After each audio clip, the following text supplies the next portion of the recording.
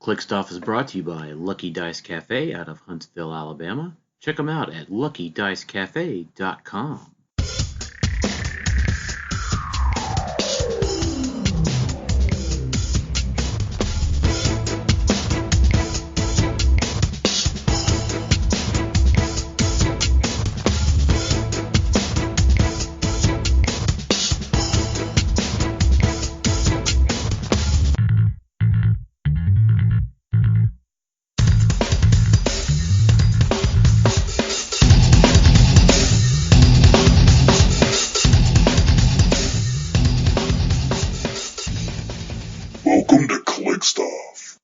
Hey everybody, welcome to Click Stuff today. This is your host Daniel Powell speaking. Just want to let everyone know Click Stuff is brought to you by TrollandToad.com. Find HeroClix new and old at TrollandToad.com, the world's largest HeroClix retailer. Save 5% off your order of HeroClix when you use coupon code ClickStuff at checkout. Merchant and pre-order items do not apply. Shop TrollandToad.com for all of your HeroClix needs. And also, if you enjoy what we do for you here on Click Stuff, we do have a Patreon, patreon.com/ClickStuff. $1 and above helps us out. $5 and above gets you into our exclusive Patreon classes, which September's class just went up a few days ago, and October will be coming up pretty soon. Joining me today is Jason Alvey. What's up? And our officially new minted, cast into the plastic mold of Click Stuff the Clicks, Tyler Spees. Hey, I like that. That was really good. Yeah. Wait a minute. I thought his last name was Sprees. Oh my God. I swear to am God. I wrong? Dude, Scott I know Crampton. I heard that before. Oh. Never heard of her. He says things wrong. He's been playing this game for 15 years. He still calls it hyperspeed every time. It's never been called that. I'm sorry, that's a tangent. No, it's okay. Go with it. It annoys me. You know that's a mental tactic to do that on purpose, right? Yeah. It's getting in my head. Yeah. So also check out our Facebook group here soon. We're going to be giving away a brick of X-Men, which I'll be unboxing on our YouTube channel, and we'll be giving that away via Troll and Toad. So lots of cool stuff going on, along with Tyler officially being a podcast host now. So before anyone asks, Dave is taking taking a little bit of a break from HeroClix at the moment. A sabbatical. Sabbatical. Yeah. So we hope Dave can come back very soon. But when Dave does come back, we're not going to kick Tyler off. This can be a 4-man show or a 3-man show. So yeah, you're not limited to just Dave being on. So we're not gonna kick you off.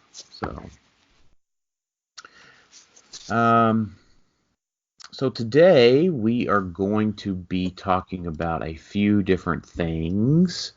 X-Men constructed impressions and set review. So let's talk a little bit. I don't know. When we get to a piece that we played and constructed. So Tyler and I played in the online Win-A-Map last Friday, which I was lucky enough to win. So when we get to a piece that we've actually played against or played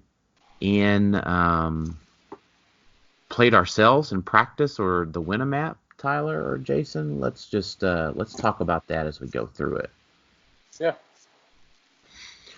So there's a lot to go into with the set.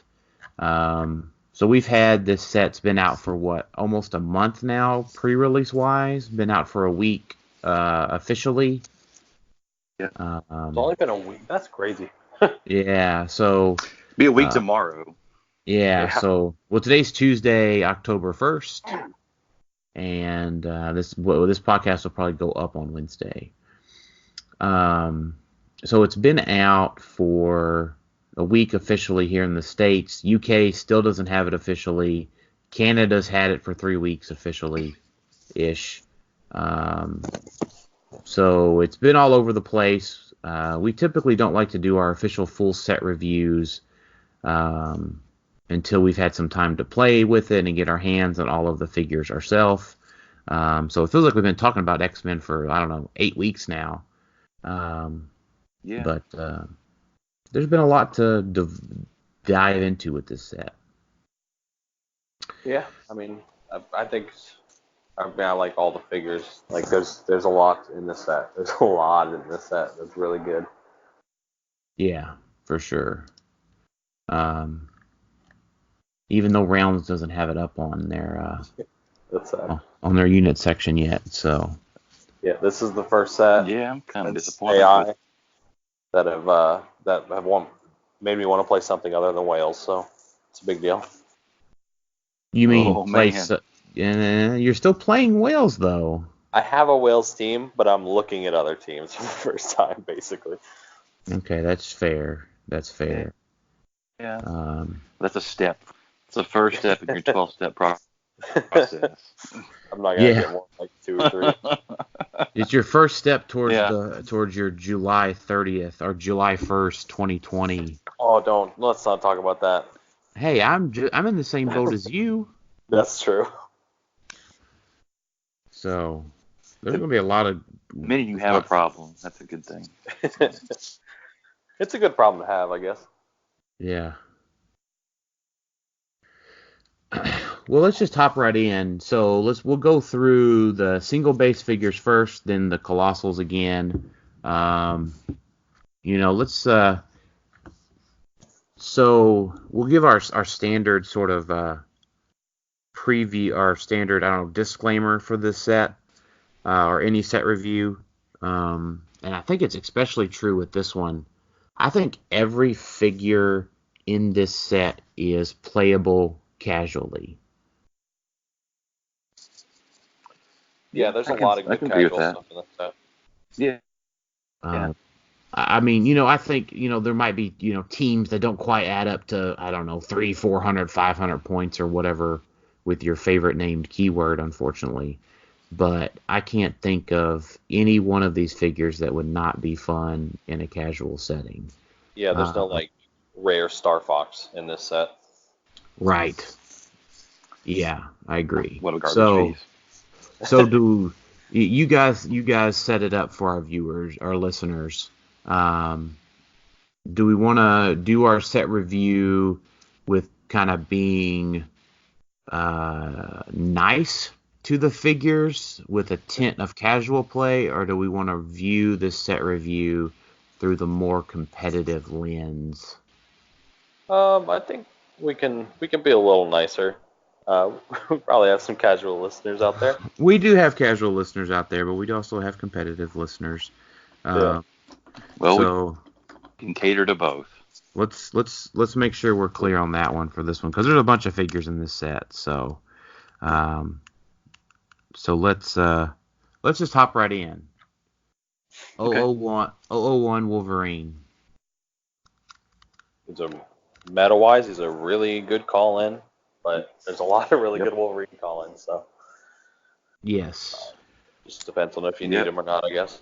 Yeah, 50 points. My only complaint about him is his 2 damage. Yeah. He's not a guaranteed like damage against reducers, which is a little sad. 12 attacks nice. It makes up for it a lot of times though. Well, the problem is that like the 12 attack His is trait's nice. just really valuable though. Yeah, I mean his 12 attack is nice, but you might as well call it 12 for 3, or because you're gonna have to put a perplex into damage most likely. Unless you probably just got enough perplex to make him to give him 4 damage probably. If you're playing X-Men anyway. Yeah, he's really going X-Men obviously. But shutting down shape changing stealth is so good. Even if that's all he does, it's probably worth it. Yeah, I agree. Maybe just have him as an option if you have room on your sideline. You want to see that too? Yeah, definitely. Yeah, that's true. I mean, for call-in wise, he's fine. Does he affect the X-Men Swarm or um, X-Men Blackbird team main force? Main force, no, just because he's too easy to kill. Yeah. Yeah, you can consider that all of them, I like- though. Yeah. Yeah, I still think he's too easy to kill. Yeah. I don't know. I think I might play him. Okay. J- I Jason's don't a know. mute. Depends on my Jason's a shape. mutie. Jason's a mutie lover. So let's just You love it. let's just There's so much shape change. There's just so much. Yeah. oh gosh. Yeah, and there's not a lot of call-ins that do Battle Fury. Yeah, that is true. I'll give that out. All right, let's keep rolling then. So call in Wolverine, Rogue. She's also a decent call-in. Yeah, I mean I like an 11 for Yeah. 4 flying For 6 attacker. points. Yeah, I mean, what's her inspiration? Steel energy. Or Oh, that's not super great. yeah, it's not super great. Yeah, it's steel energy or exploit. Mhm. Both are either one's not that terribly fantastic. Yeah, you're probably not playing her just because there are better 5-point IDs, but she's Yeah. probably fine on a casual event. I like the other rogue better, but she's still okay. I'd play her for fun, especially with all these other ones in this set, just to have the animated series group. She's Yeah. great for that. Yeah, for sure, fun, for sure.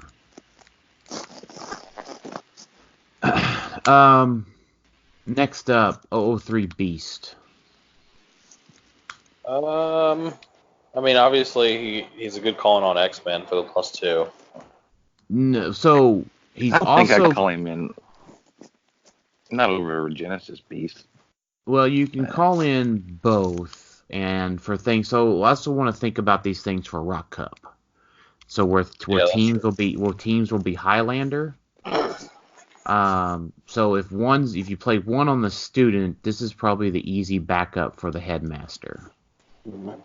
And you also, my thought with him is he's not so much that he has to be on the X-Men theme team.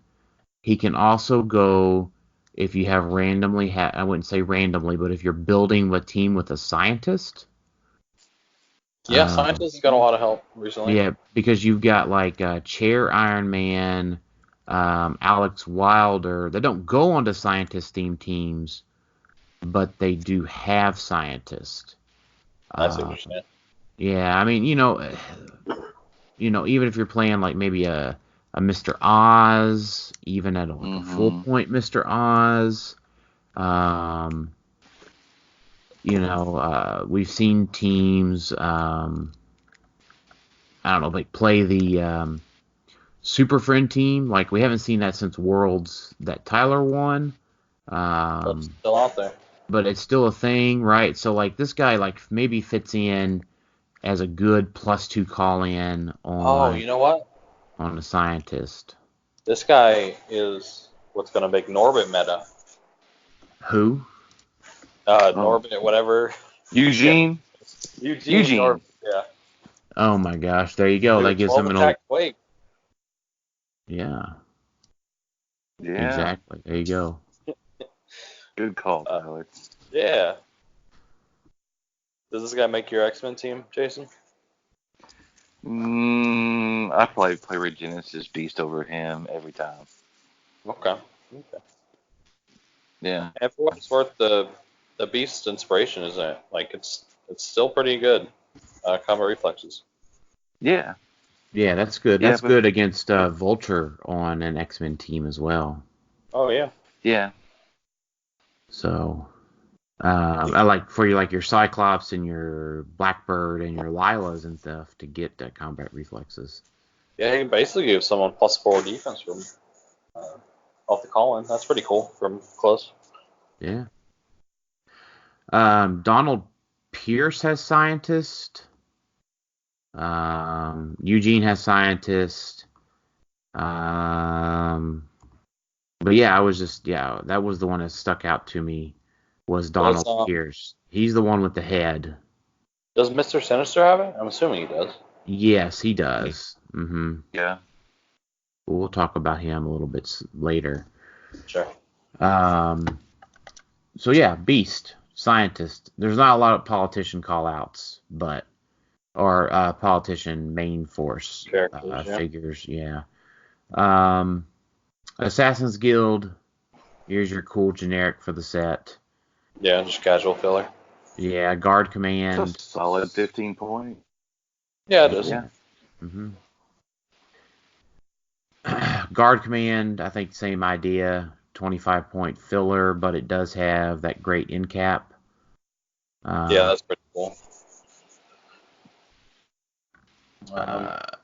Friends of Humanity. Yeah, I mean, it's a Sentinel filler pretty much. Yeah, Sentinel filler, and you probably want a few of them if you're playing like this next guy, the Bolivar Trask. Yeah, you're just going to have these when he makes them, basically. Yeah, so when he uses leadership, he can bring out a Friends of Humanity. If there's 3 Friends of Humanity out there, he can bring a Sentinel out. So, so Bolivar Trask, he's actually pretty decent on a scientist theme team that also includes something like Super Rare Iron Man. Oh, that's true. With the free support. Free support, but also just the free support. I was thinking he had Perplex too, but just the support. Yeah, he's fine. So Scanner.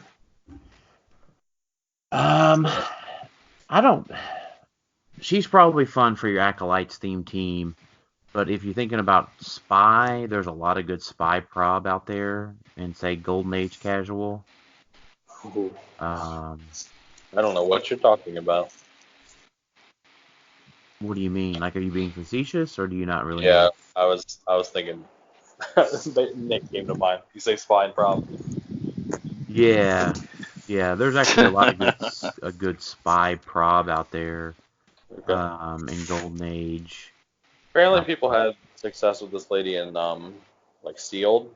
I don't really see it that much, but apparently people said she was pretty good.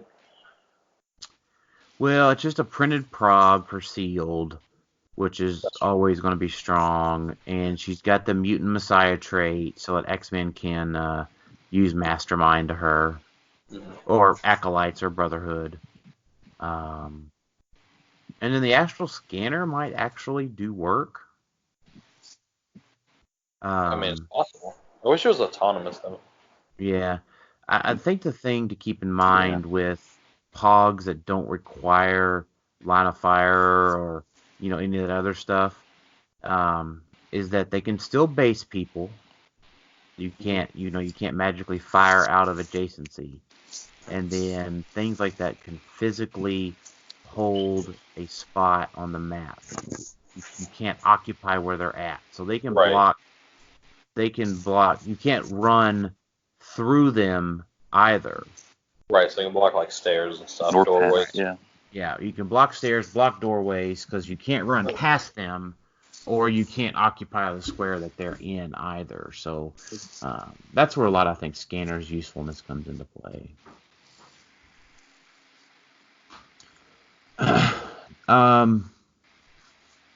I played Callisto on a BR, and she was terrible. Okay. Really? I played her. She did work. She's got real good stats for 45 points.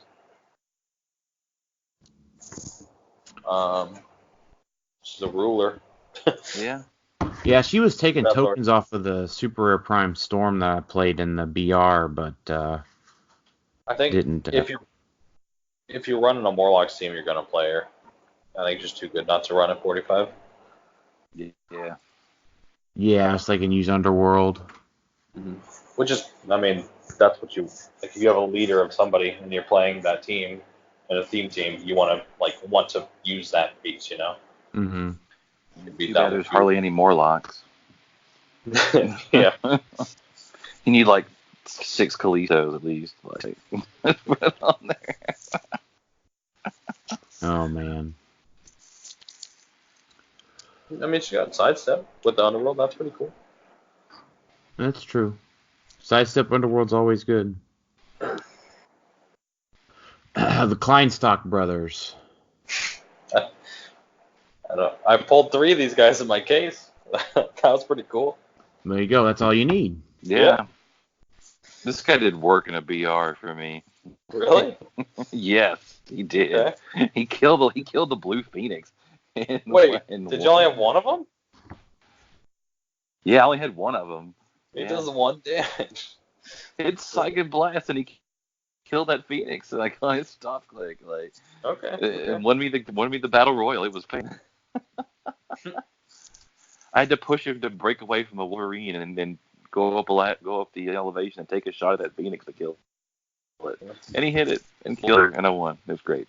I mean, they have a lot of synergy, and they all have the merge or the Mutant Messiah trait. So Yeah. like that's 3 people with Mastermind and Impervious. Like, that's nothing to sneeze at. Yeah. Mm-hmm. So that's pretty cool. Yeah, you just there are 100 points that'll go really good on an Acolyte theme team. Yeah. Yeah. I think the concept is cool. I like them. They're fun. Yeah, they're fun. And then up next we have the common Magneto, which is I don't know, the worst Magneto we got in the set of the 3. Yeah, there's just too many good Magnetos at this point.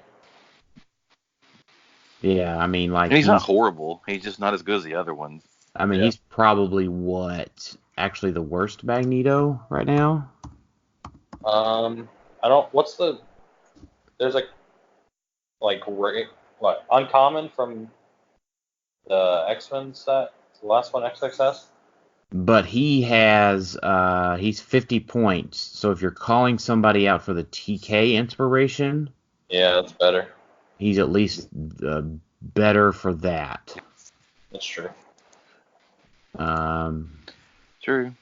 I guess maybe Regenesis. A lot of really good Magneto. Yeah, Regenesis Magneto might be a bit worse. Okay. But there's just so many good ones that one's probably irrelevant. Even on a theme team, they're just better options. Yeah, because you've got Phoenix Magneto and then the 2x2 from the set and Danger Room. Let's talk about Danger Room. So let's talk about the 3 of them together: Magneto, Sabretooth, and Mr. Sinister. I think these guys might. We got some question from Jay Sanson about Pauper prep for states, and to me, the Danger Room guys rise to the top of the cream of the crop for states. They're good. They're all 3 of them are very good, very playable. Yeah. Like, to me, like the for states, you play Magneto, Sabretooth, Corrupt Cop, Fast Forces, Joker. Yeah. And then try to figure out the rest of the team from there. Oh, yeah, you could do that. Yeah. I'm not sure how much. I haven't really looked super hard at Pauper yet. I need to. But I don't know how much of the Brotherhood or Robot there is for support. Yeah, I mean, I don't even know that if you play it as a theme team necessarily. You just kind of play it as your Don't Die. Yeah, that's the other option, obviously. Yeah. I mean, I think that gives you enough options against, like, say, the full 300-point Juggernaut. Yeah. Which is probably like your other gatekeeper for the format. Yeah. I'm not saying that like 300 jugs is going to win, but he could probably get himself up high enough in the prizing to pull out a chase from the prizing. Yeah, and I mean that Juggernaut is. I mean, it's nothing to laugh at. You have to have a plan for it. Right, exactly. Just the fact that he's immune to in cap, like specifically, actually makes him really good. And then obviously the clearing token. Right. It's very Yeah, thematic for Juggernaut. And you probably also have to have a map that doesn't have blocking on there. Oh, definitely bring that. Definitely. Yeah. Pal Farm. There was a few other ones, right?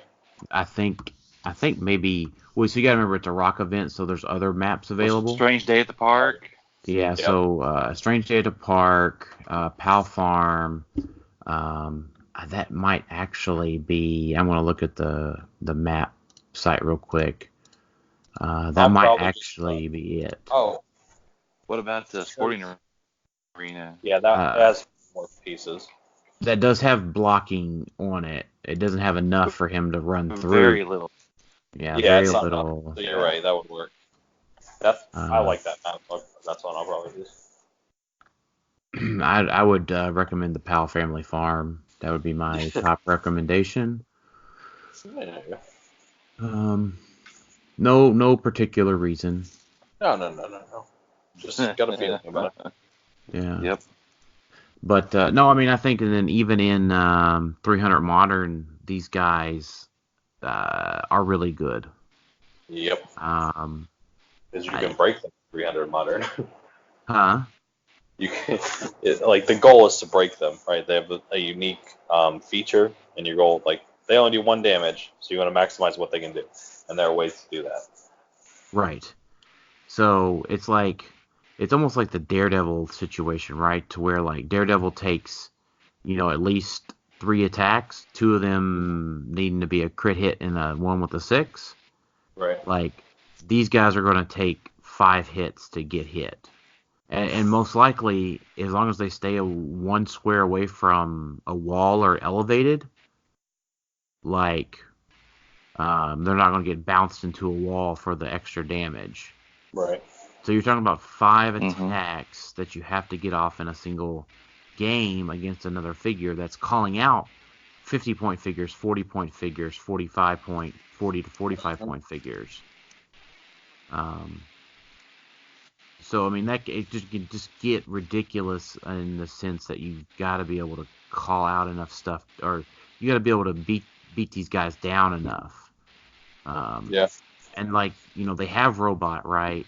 But they can also it's robot and don't die, right? So they get paired with Daredevil. They get paired with Isaac. Almost the robot version of the team is a robot don't die. Which is cool. You play the 3 Danger Room constructs, Isaac, who's not easy to kill, and then it's pretty crazy. Yeah. Jason, you think you could play that team for 7-8 rounds? I think I can. Yeah. Well, I've been thinking about it actually. It's not normal don't die. Like they all have really good stats. They can do stuff, right? You're actually doing stuff, which is cool. Well, and Don't Die never necessarily didn't do anything. It just did the minimum amount it had to. Yeah.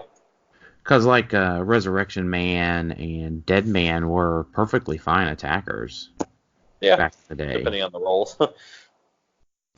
Yeah. Mm-hmm. Well, I mean, and they got by the time they had like the Pandora's box filled up on them, they had pretty good stuff. Oh, this guy has 4, dude. I didn't know that. Yeah, he's got Force Blast. It's a cool Force Blast.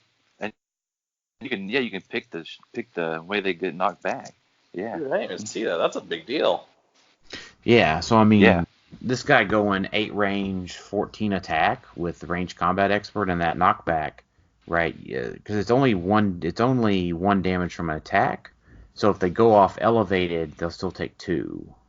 Yes, and they just have to be adjacent to it at all. They can just throw them into it. That's awesome. Right. Mm-hmm. So, Okay. yeah. Is there a we map were where wrong. the... Huh? We were wrong about there not being a bad piece in this set. Deadpool? Oh yeah. Why? It's just like, how is that Deadpool? I know it's like a weird, like, I don't even know, like a hologram or something. It was Morph turned into Okay. Deadpool for like 10 seconds. I don't care about that. I don't know why this is in the set. That's not a Deadpool dial. That's just a weird inclusion, just all Well, around. But like It that only to has a me, keyword. to me, what you guys are saying is why it's a good Deadpool. What? The fact that Because it's weird. because it's weird, you don't get it. It has phasing. It has this weird stuff. That's why it's perfect. That's what Well, I get the Deadpool. phasing, but like, That's yeah. what Deadpool has to mess with you. I guess. I don't see it. Was he like in some? He was like in that video game when he come out and he like phase around and shit. Like, didn't that? Am I imagining that? I know I remember that from I don't video remember game. that. Well, No, I you wouldn't. just- You're not old enough. Hey, I- I was like 5. I saw that when I went to the arcade, Chuck E. Cheese. Yeah, I don't remember him in the video game. I just remember him in the TV show for just that brief moment. But I don't know. I don't think he's a bad piece. Okay.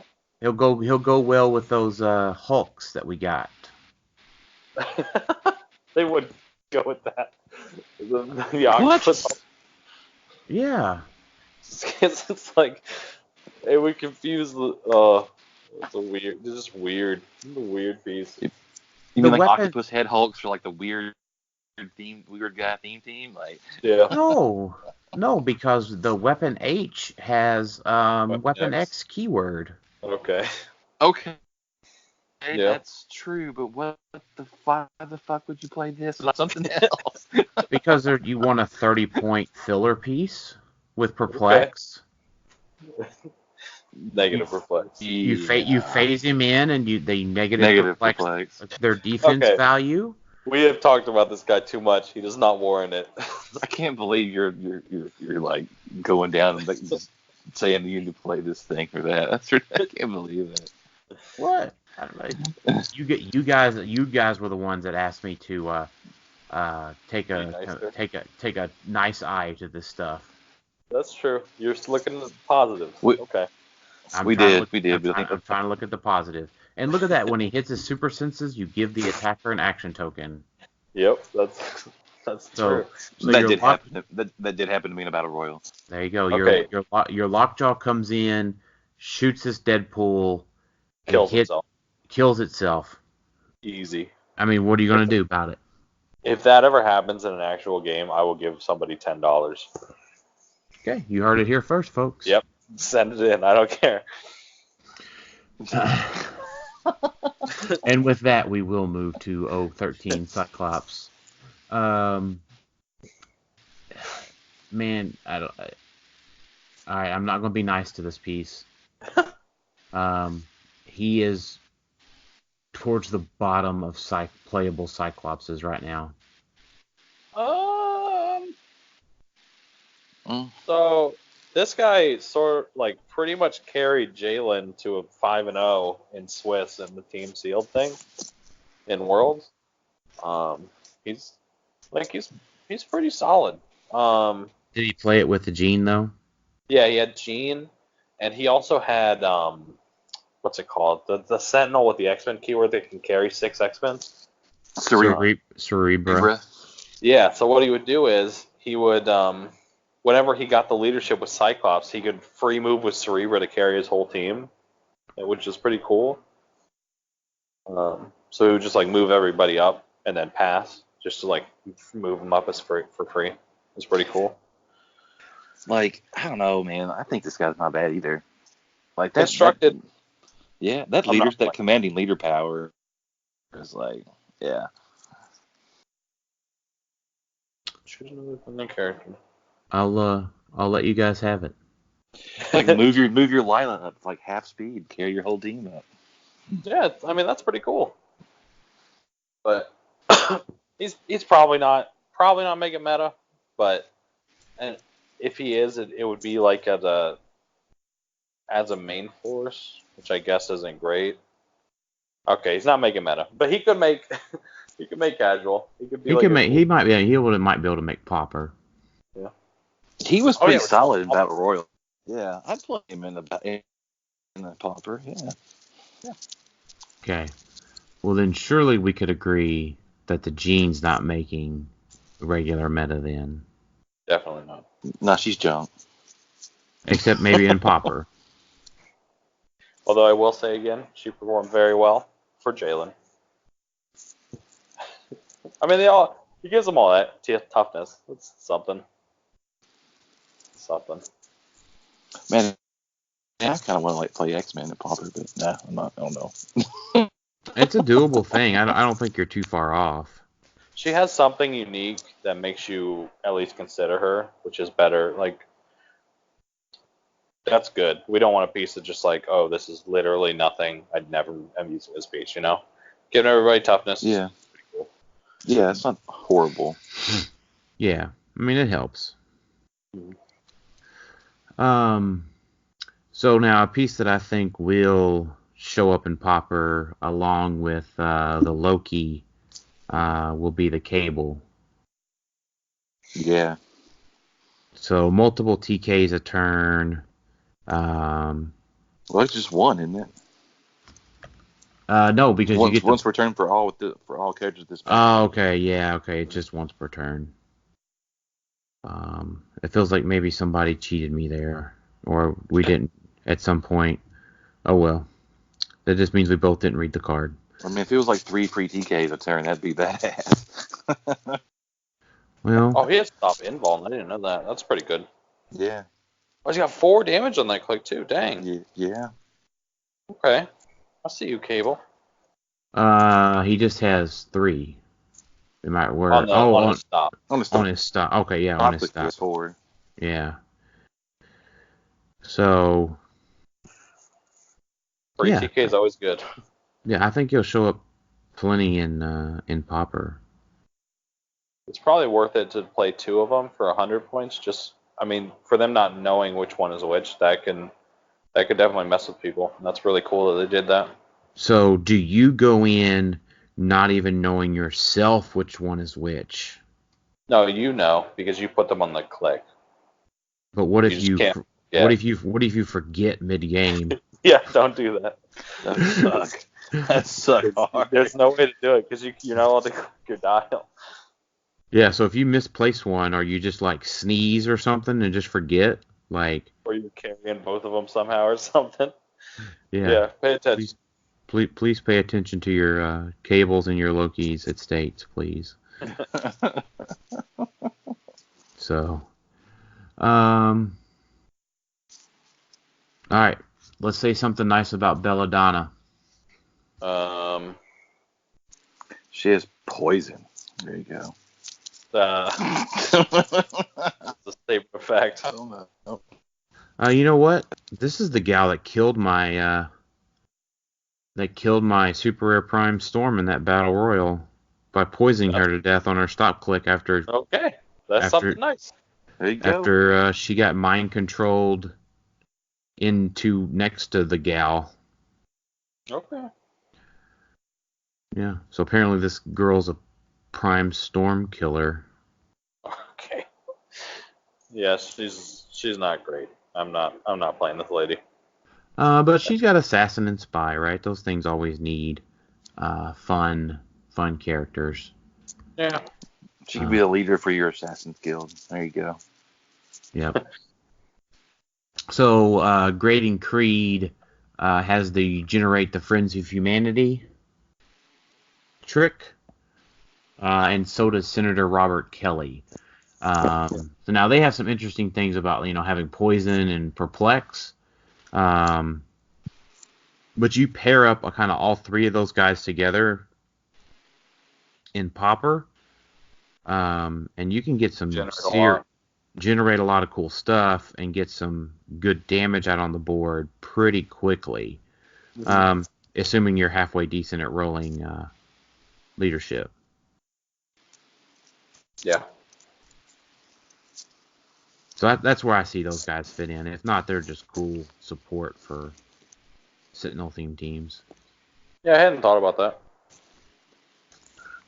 Yep. Jason, anything to add? No, I agree with what you said.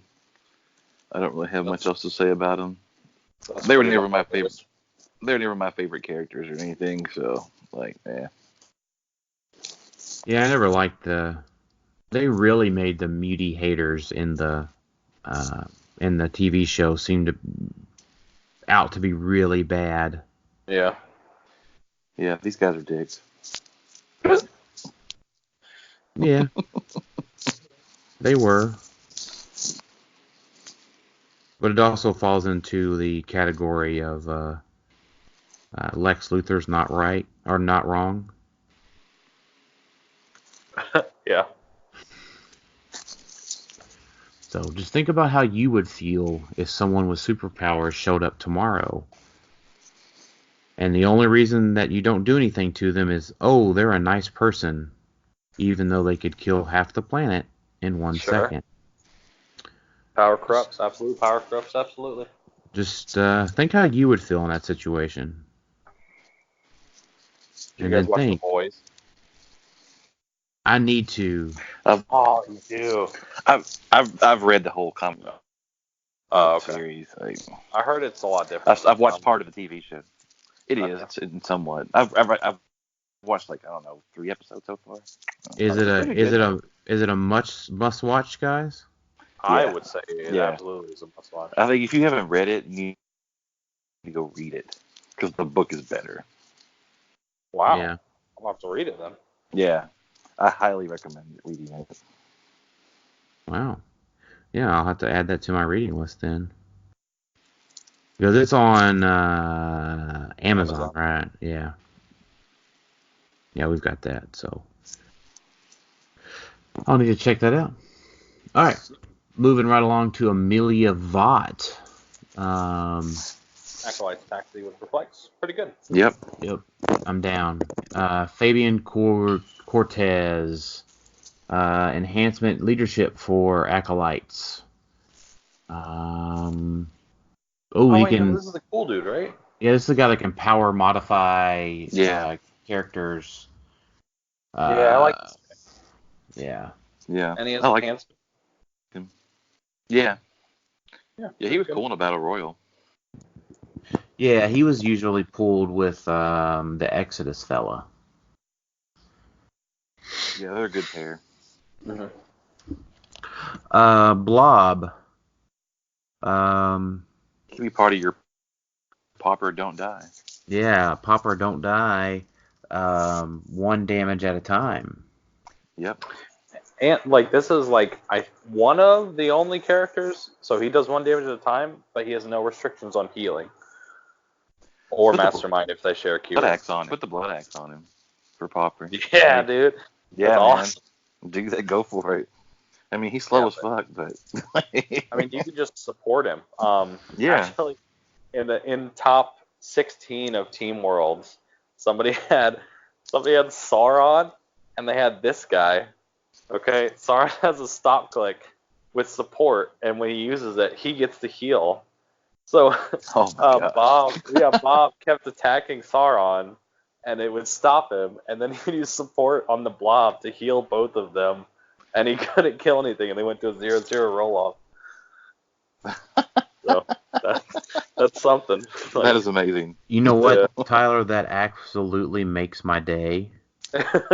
Because I know Bob, and Bob usually doesn't get, I don't know, tenths or anything, but I can just picture Bob at the end of that match saying, I just couldn't kill anything on that team, Tyler. Gosh darn it. Yeah, because he only had 1 attack because he was using full point Dark Phoenix. We could only attack him once, and he couldn't kill anything. It was really funny. Oh, God, I feel that frustration. He did win the roll-off, so it worked out. He did or didn't? He did. He won the roll-off. Didn't matter because me and Jalen both lost. And that was his first win of the day. But Oh, poor Bob. it was a pretty funny interaction here. Yeah, that's hilarious. Let's see. Toad. I tell you what, I like Toad for his super senses and move around, be annoying trick. Yeah. I mean, he's everything I want from a Toad. So. When I would also say Sabretooth is probably most everything you want from a Sabretooth. Yeah, he's pretty solid. This is close to a perfect Sabretooth. Yeah, improved movement. Yeah, improved movement, elevated and hindering, charge flurry, stealth. 12 attack. Blades. Yeah. Yep. Reprinted. This guy might make some popper teams. Yeah, but I think the Danger Room one also makes the popper teams too. Yeah, they share a keyword. Yeah, they share a keyword. I mean the Danger Room one has flurry and toughness, and battle fury, and that's crazy. Yep, he's real good. It's like I get that you can outwit the senses, but unless you have two targets, do you really want to go after the guy that takes 1 damage and can roll out of your super senses? Right. Roll out of your attack with super senses. Yeah. Yeah, it's good. The only downside is he's not 50 points, which is weird. Well, and popper, that probably doesn't matter. No, yeah. And even with all the new call-ins, it probably doesn't matter. Right? There's a lot that's under 45. Yeah. So, yeah, I mean, in modern, he can call out a bunch too. Yeah. You know, sprites and beasts and storm and Magneto and Phoenix and oh my gosh, right? Jubilee. Iceman. Yep. It's crazy.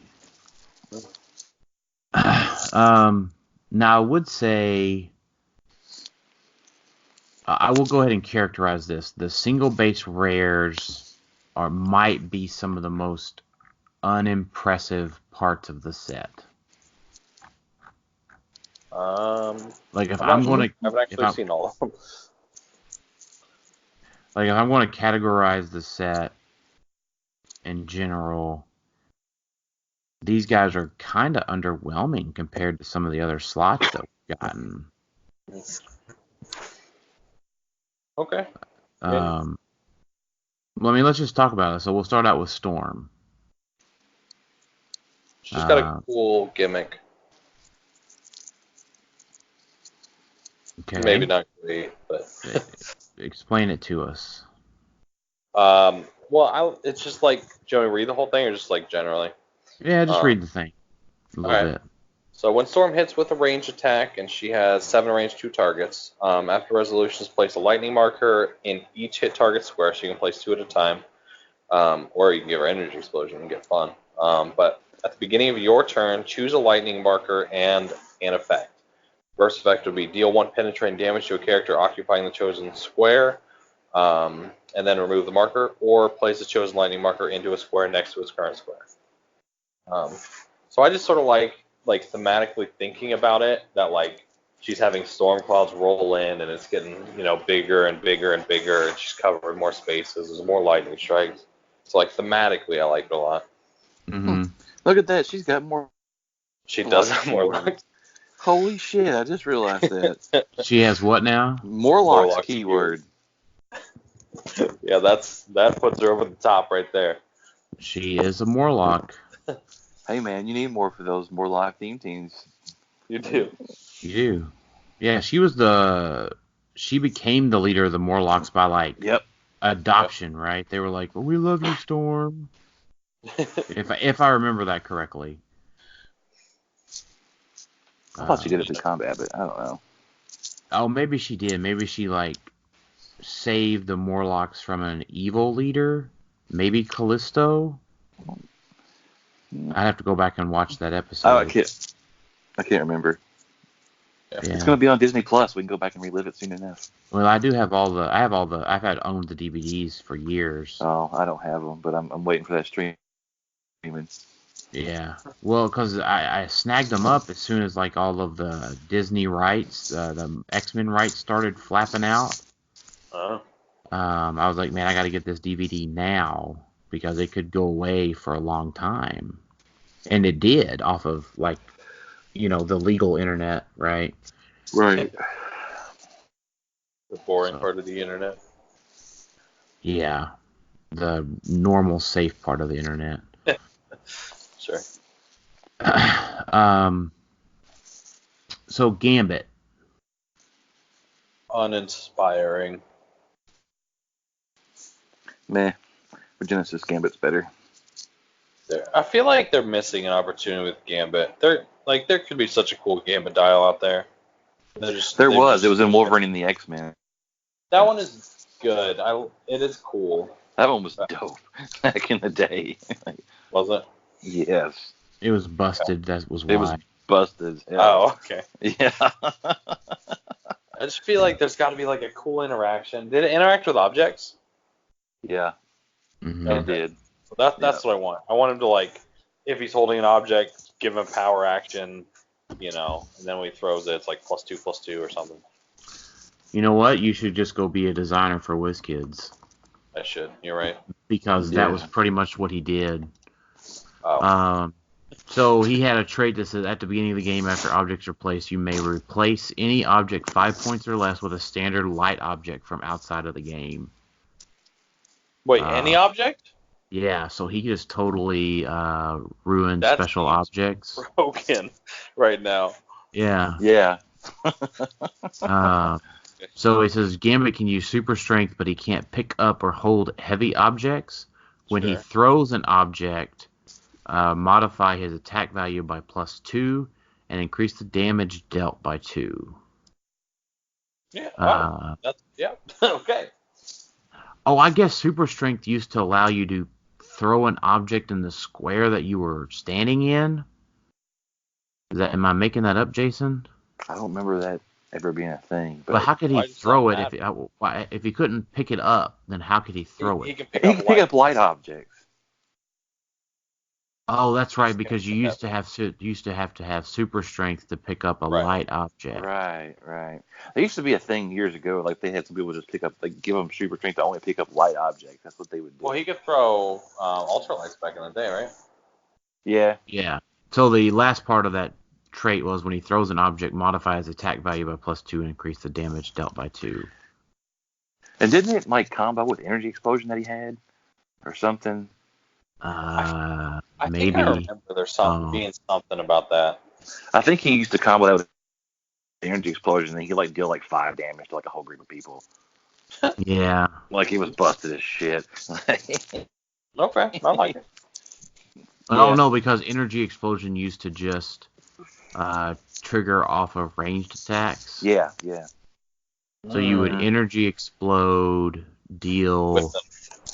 Yeah, you would energy explode, deal 4 damage with a 13 attack. Yeah, you just play the team base and pop him off, and he'd run out and do that. And it was yeah.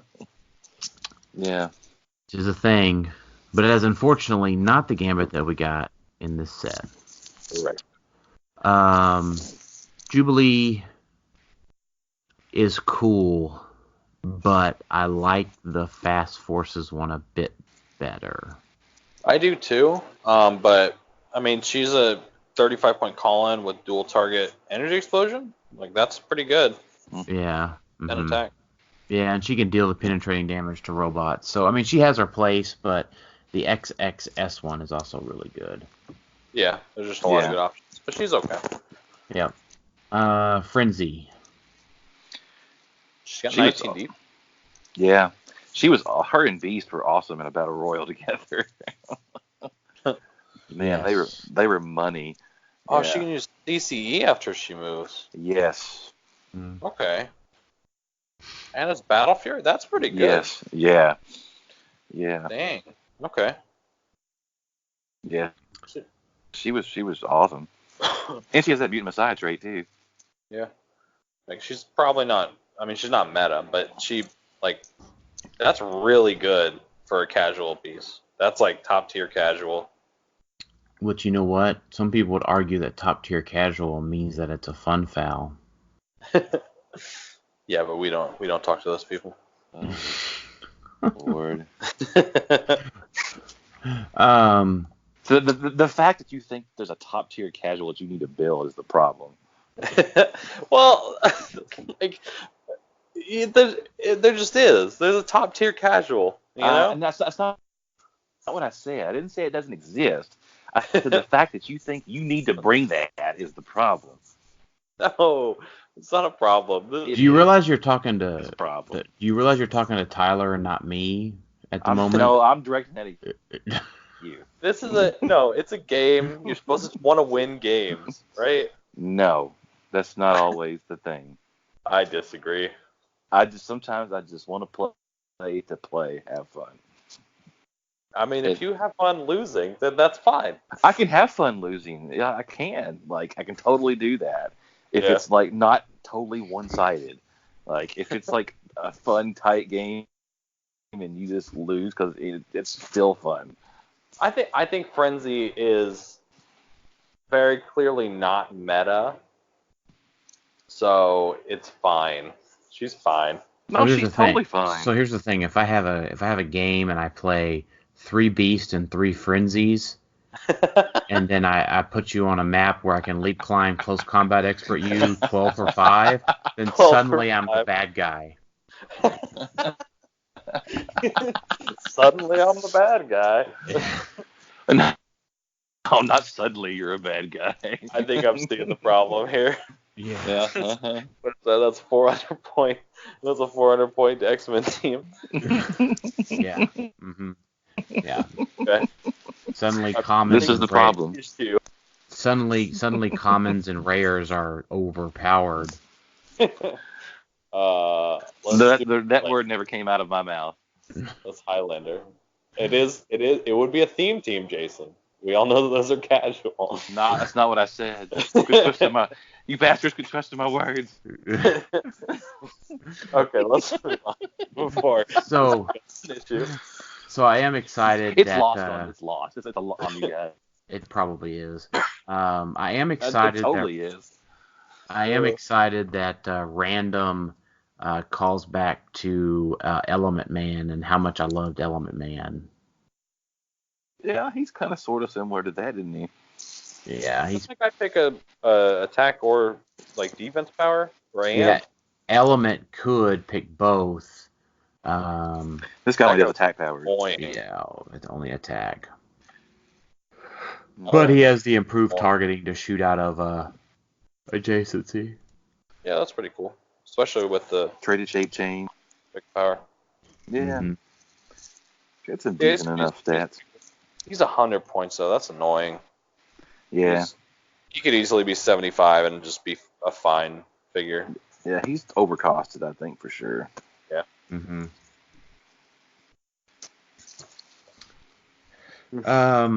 So let's talk about Morph. He's fine. You gotta hit those 6 I wish the prime one was right. I wish the prime one was an X-Man. Damn it. Yeah, that was when he was against the X-Men, right? Yeah, after he had thought he was dead, I guess, and he came back. Yeah. I'll be honest. I don't know anything about that show. I watched it 4 times when I was 6. Yeah, so Morph, they thought Morph died, and Morph got mad. Yeah. Yeah. But he didn't, so he got mad that they left him behind. And he went crazy. Yeah, Mr. Sinister brought him back to they were in the Savage Land, right? And then he showed up and yeah. Yeah. It was kind of a sad story. Yeah. But it also proves Professor X was wrong. I feel like that happens a lot. a lot of times Professor X is just a dick. Mm-hmm. Like, yeah. Like a lot. Like more often than other people. Yeah. I don't disagree, although we might anger our fan base. I'm sorry. Well, it's weird. Like, I feel like they're almost trying to do it because they also like humanize Magneto a lot. So like, they're really trying to do like a yin yang type thing, you know, like this guy's bad, but sometimes good, sometimes he's bad, and they sort of overlap. Sometimes it's gray, which is cool, but yeah, Professor X is just a dick. He's done some stuff. Yeah. He's done more than some stuff. Some stuff and things. Yeah. Like, you know. But more school. Yeah. Like making Jean Grey go crazy, you know, that's a thing. Wasn't great. Yeah. One to the top of his achievement list, that's for sure. Bastion. I like this guy. Mm-hmm. I wish he was better so that I could use him in the meta because I really like his like stealing Pogs thing. Oh yeah. +1 attack is cool. That is pretty cool. Yeah. So we're gonna get like we could have like a whole like for long like a whole like I take your Pogs and use them against you type thing like yeah. Dawnbreaker, this guy. Yeah, that's pretty cool. Yeah. But I mean, he's just fine. His dial's just completely vanilla. He does have that leadership thing again. He's got Perplex. He can actually generate Sentinels along with. Right. Yeah. Friends of well, Humanity. so could yeah. One of the other ones. I think Kelly can. Yeah, they all can. The ones that all have that trait. No, some of them. No, they don't. Little guys. Oh, really? They can only do little guys. Mm-hmm. But Senator Kelly can do the big ones. Yeah, but like Creed and Trask, I think. the other one, Trask can only do the Friends of Humanity. Mm. Well, they can help pump out the Friends of Humanity so they can get to the Sentinels. Yeah, for sure. Yeah. Yeah, this guy's fine. He's nothing special, but he's cool. That's a cool trait. Like I said, it's a trait good enough that I wish he was meta. Right. Yeah. Avalanche. Man, Giant Reach 4 Quake is fun as hell in a battle royale. Okay. I agree. Or use area no cost. You can destroy blocking. Yeah, I think about that. Yeah, free. Yeah, if he had willpower, it'd be so much better. But yeah, he's fun. It's pretty cool. I always hated that in the show that came after X-Men Animated that they made the Brotherhood just so dumb. Like they were like they were actually shown as like uneducated people. What show are you talking about? It was a show that came right after the animated series where the X-Men were in high school. X-Men Evolution? Yes, I watched that one. That one had like Nightcrawler and stuff. That one was cool. I remember that. Garbage. Yeah. What? It was good, but they made the That's my X-Men show. Yeah, I didn't like it. Yeah, the problem was, like I said, the Brotherhood were made out to be just too dumb. Okay. They weren't inspiring enough villains, I don't think, for teenagers. Fantasia. So Brotherhood of Mutants, shape change super senses, sidestep stealth. Oh, okay. Yeah. She's got she can hand out immobile. Yeah. I like it. Modified attack 1 or modified defense -1. If all hit characters have armor robots, choose 2 instead. Yeah. She's fine. And she flies. Oh, yeah. Mesmero. I've heard good things about this guy, but I don't really know what he does. Annoying. Ugh. He's got a lot of text, which means he's good, right? No, it doesn't always mean that. Go back and look at like Jericho from like the Justice Ignores elevated Yeah, enduring tell me. is good. Mutant Mhm. Brothers and Sisters is okay. Okay, I'm gonna read this because I don't know what he does. Mind Control Mesmer uses it. You may choose that hit characters can use improved movement, elevated terrain, and can't make attacks. If you do, after resolutions, deal. Oh, I love this. After resolutions, deal 2 damage to any hit characters and move from higher elevation to lower elevation. I think this is how Mind Control should work. I've said this before. You should make them be able to jump off buildings. That's awesome. Does it go from higher to lower? Yeah, he's making them jump off the building. I always thought this is how Mind Control should work. This is awesome. I've said this is cool. I'm vindicated. Mastermind. When you use the Mastermind during a range attack, you may instead choose an opposing character within 4 squares of the line of fire that isn't attacking. Oh, that's really cool. Yeah. I like. Yeah, you want to make your team. Yeah. Any celebrity. Awesome. Yep. Mesmero and a bunch of giant 5 girls. points. Yeah. That's Mesmero super and a good. bunch I of like this WWE guy. wrestlers. Oh, yeah. Make them all jump off the high ropes. Okay. I like that All guy. right. He's cool. Man, so we start with the super rares. Archangel just gets freaking punched again. Like, Angel is just not a good ID card again. You can't pick the thing at the beginning of the game, can you, off an ID? No. No, It would have to be when Archangel starts the game. Oh, that's sad. If that worked, that would be awesome. Right. But yeah, he's not usable. Yeah. Professor X. Garbage. Yeah, I don't. Unfortunately. I like that they're trying to do unique things with him. They just sort of miss the mark. He's not worth it. I like that he has the Shi'ar keyword though. That's pretty cool. Yeah, that's Yeah. cool. Mm-hmm. So, Legion title character. Yeah, I like this guy. I do too. Why do you like this guy? I don't know, he seems fun. Like, Pickup power is good. yeah. Right? Yeah. Apparently, if you use the WWE boxing ring, he can pick all the WWE powers, which is cool. Yeah. I think I'm going to wait until there's actually an official kind of ruling on that. I think that seems kind of BS. Yeah, so they've been doing a really good job of fixing those things pretty quickly. Yeah. Like, today is Tuesday, so tomorrow the set becomes legal, so we should see if they fix Proteus tomorrow. Just that's true. not to off-topic us, but yeah. So whenever WWE gets closer to coming out, I'm assuming they're going to say, if you play the ring, do I get access to the powers? Yeah.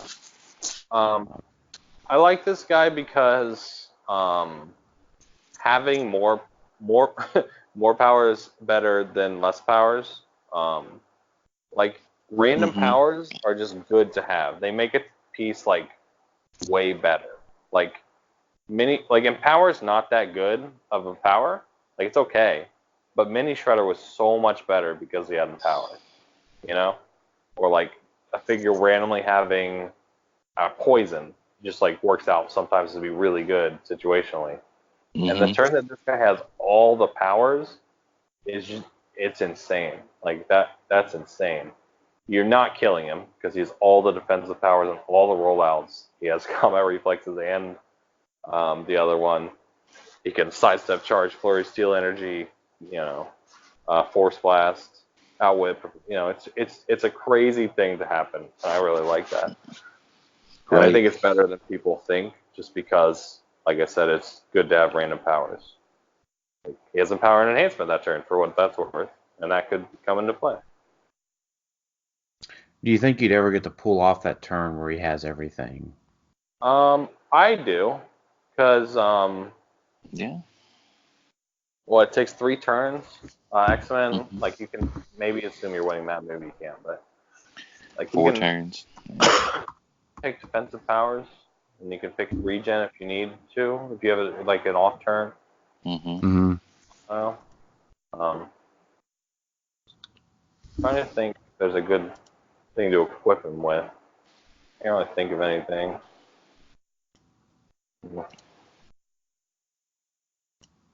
Yeah, maybe I like the Corvus Glaive thing where they can use regen once per game on a title character like that.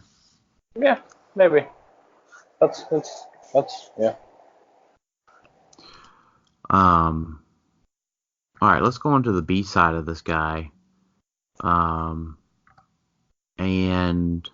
Just the one you played in our pre-release?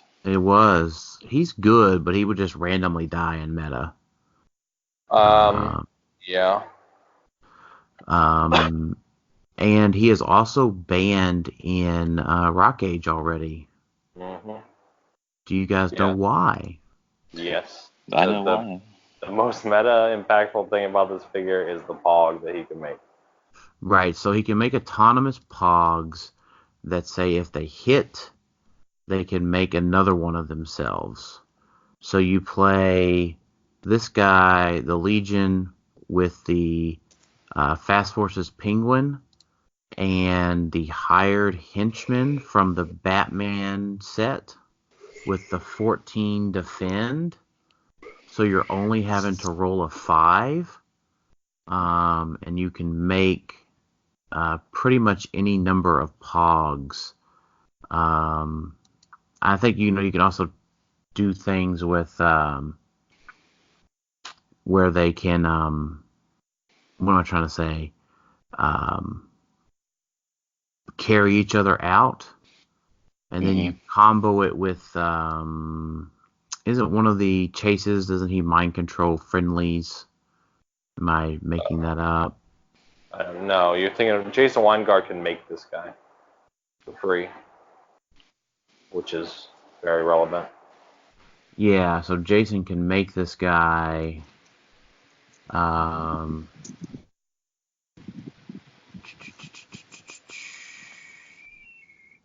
Yeah, I think they were doing something too where they were mind controlling friendlies, but maybe there was something else that they were doing to mind control friendlies to make them do it all again and move. But at any rate, that's all just ridiculous. Yeah, there are teams out there that will use that like Jason trick, and like it can be pretty good. So, Colossus. He's probably a casual piece, but he's really good. No, man, I'm playing this on my X-Men team. Are you really? I think you can play it on the X-Men Swarm. Okay. Go ahead, Jason. I'm giving them all 18 defense, which they pretty much all have 17, and you're giving them vulnerability, and then you're giving them one of Mastermind. He just makes them a good bit more survival than they currently are. And he can call in large, which is not. He can call in who? They can do like I don't know, most of the guys you're playing on the Swarm are 50 point, so they're only calling 50 point call-ins. He can call in. Yeah. Chase Gene, both the Chase Gene, like some of the bigger stuff. Yeah. That's true. Yeah. No, I like it. I like him a lot. He's got 18 invincible to start out with. He's got 4 damage, super strength charge. I mean, he's not a horrible attacker either. Okay. I don't know. It may suck, but I don't know. I like it. Does the trait, like the trader thing, scare you at all? Not really. Okay. What, you turn him to click 1? Yes. Oh, when he would take damage instead of removing the game. Okay. Yeah, he's hit him once. He's gone. Yeah. He doesn't just like go through his whole dial. Jesus. No, okay. No. Yeah. But he is undercosted because of that trait. I like negative traits like that because I just like stuff like that where they have a negative trait, but you reduce more their cost. Yeah, because the trait may never kick off. Right. Yeah. Mystique. Kind of boring. That's what Mystique should be, probably. Yeah. I feel like Mystique, I don't know, she always seemed more important to me than she should be. Like, her power is, like, fine, but it's sort of boring. But she's always, like, the right hand, like, to Magneto. I don't know. That's because she was raised by Professor X. Yeah. And Mystique is another one of Professor X's mistakes. Yeah. In the movie, right? Not in comics. I thought she was in the comics too, but maybe I'm just don't like her. I don't know. I don't know. you just don't like Rebecca Ramon Stamos or whatever. I was more thinking of Jennifer Lawrence. Richard Girl. Yeah. Wait a minute, you don't like Jennifer Lawrence? I like her. It's just okay. So it's a bit of a tangent. I just think that when Jennifer Lawrence was first cast as Mystique, Mystique wasn't that big of a thing in the movies. But then, like, as she got more famous, Mystique got more and more screen time, and that I didn't think she deserved it. The character Mystique, not Jennifer Lawrence. So it kind of bugged me. But I'm just being like crotchety or something. I guess because any more screen time that Jennifer Lawrence gets is fantastic. Yeah, don't be hating on J-Law. She's awesome. All right, guys. Pyro. I like Pyro. Yeah, he's good. I think they did a really good job with the Mutant Brothers and Sisters thing. I think they made ways for everybody that has that trait to use it pretty uniquely, which I like. Mm-hmm. No cost barrier's good. Triple energy explosion's good. Yeah, he used to destroy a piece of blocking terrain. Like if he uses a ring, yeah, he can just destroy an object. Like oh, he can. Yeah, just free within range. Like no, it's destroy a piece of blocking terrain. It's just free destroying an object within range. Free destroy an object. Oh, you're right. Look at that. Yeah. Okay. Yeah. Yeah. Then he can use a range destroy action to destroy a piece of blocking. Whenever he does, you take an action token off of him. But yeah, still pretty cool. Yeah, I agree. All right, Sauron. So actually, hold on. Pyro. You can actually advance him across the map for free that way if you give him the zero ring.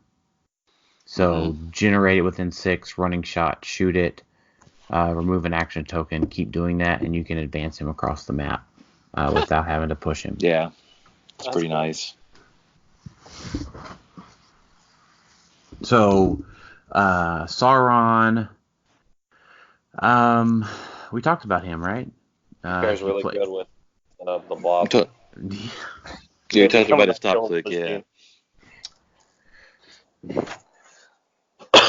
I heard somebody say that they like this guy. I'm not sure. Am I missing something? I don't think you're missing anything.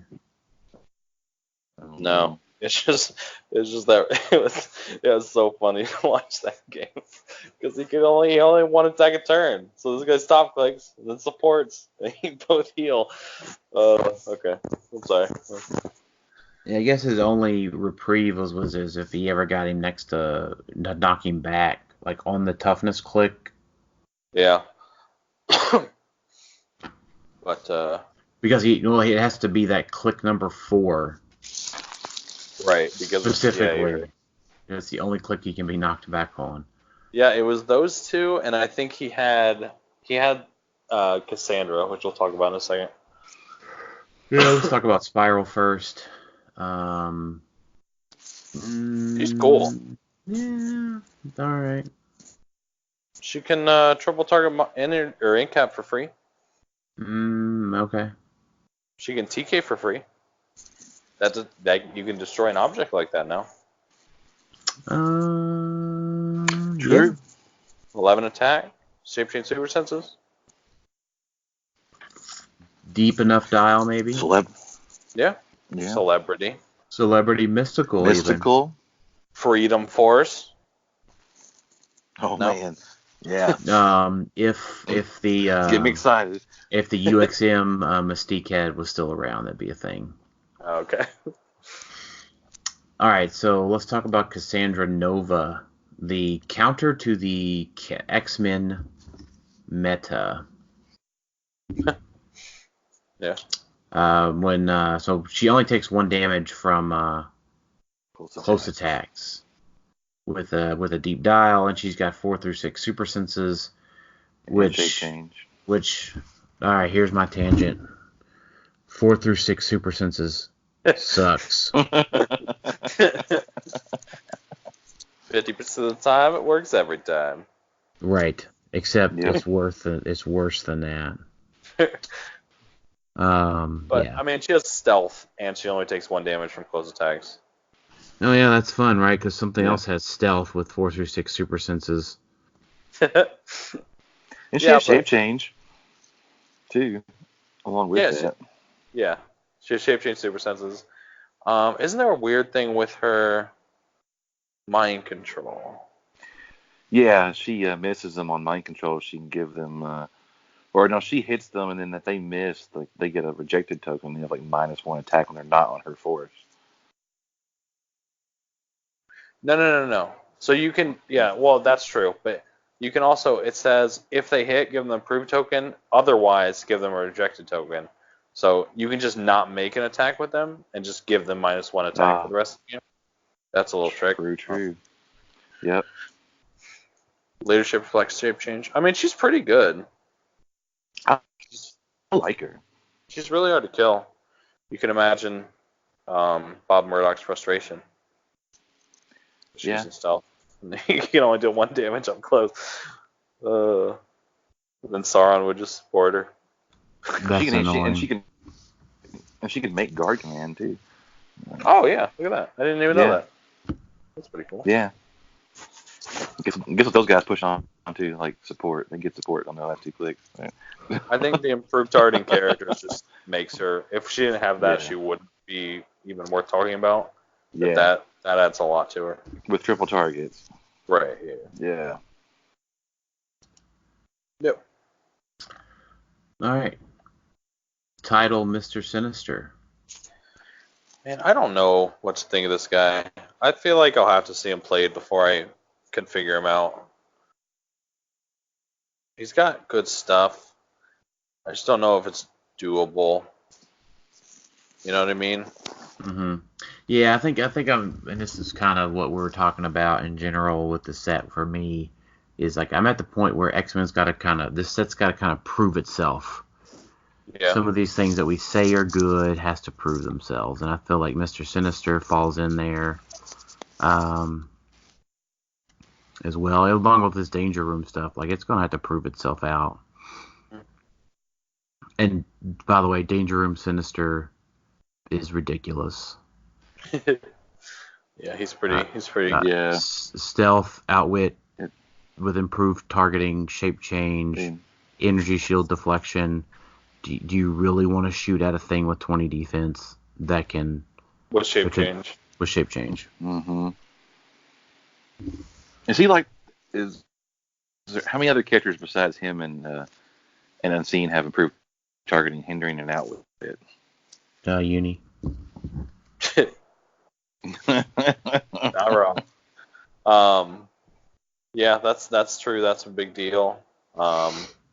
Equip this guy with the reality gem, he gets like more insane. Yeah, he's very good. He gets invincible later too. And 4 damage. I don't know why I got excited about that. Well, I mean, at that point, he could have rolled enough 1s too, right? Yeah, to be able to actually use that psychic blast 4 damage. Yeah. Yeah, I like him. He's obviously really good. So, let's talk about the chases. Do you guys like the theme? The what? The theme of the chases, the Hellfire Club. I didn't at first, but I'm digging it now. Yeah. Okay. I'm not digging it because I can't get my hands on 2 more genes yet. Well, you Yes. know what? If you have one more than I Me do. too. So Me too. Donner Pierce. Anything really exciting about this guy other than he kind of fits on the robot don't die team? No. he picked standard attack, and he has picked it out with. I don't know. Yeah, I wish he had like running shot to start. That'd be so much better. Right? Yeah. I don't know. I don't really like him. It's not super hard to kill his thing as soon as it pops. Yeah, not really. Harry. This is kind of one of those things. Someone needs to prove it to me that Harry and Beta Ray Bill are together are good. Dude, I don't even think you need Midori build, do you? Those characters in force requires modified attacking damage of -2 if they have moved this turn. Oh, I see. Yeah, he just And they prevents can't- people from getting close, right? Within 4. Yeah. Oh, I see. Him and okay, I get it. That took me longer than He it kind should of, have. if you position him right, he kind of shuts down retail. Yeah, he does. Yeah. As long as they're adjacent to him, and they're not retailing you with like Starro or Tri Sentinel. Yeah, without a ranged attack. Yeah. Right. Which I see an uptick in, Starro coming with I agree. the Jean Grey chase. Mhm. Now Emma,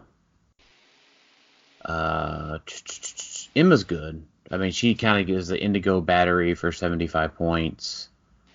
I like the Mastermind. I like the Ruler keyword. She goes well with Starro. I'm not a fan of Emma. I don't really like her. I mean, she has a place, right? She may not be fantastic, but I mean, you don't really Yeah. care because whales are just going to come up and quake her. True. Like she was like I don't know. It's within 6, so it's not like that oppressive. I don't know. I just don't think she does enough personally. Yeah. But she does something that's cool. She does. Yeah. So we will probably end up seeing her on at some point. You think so? Like as a Yeah. main force? Mm-hmm. Absolutely. Okay. Yeah. And I'm not just saying that. Just I think she will show up. Cool. Jean Grey. I love her. She's Yeah. super cool. Mind Gem. Target her. Keep targeting her. Keep rolling 10s. Rock and roll. It's a foolproof plan. You just never stop mind controlling her. Yep. That's technically an infinite loop. Yeah. But I mean, she's just solid, right? I mean, you can call her out twice. You can play her on the main force, and being able to mind control friendlies, she can just get into position really quickly. And she themes with Jason Weingard, right? Who can mind control her, move her out, target through her. She's kind of like a Phantom X for Jason Weingard. Yeah, I mean, pretty similar. Her stop click is very scary, not only for your opponent but for you. Make sure you watch out for that. It's within 6 squares, so just be ready for when that happens, because it can screw over a lot of pieces. Mm-hmm.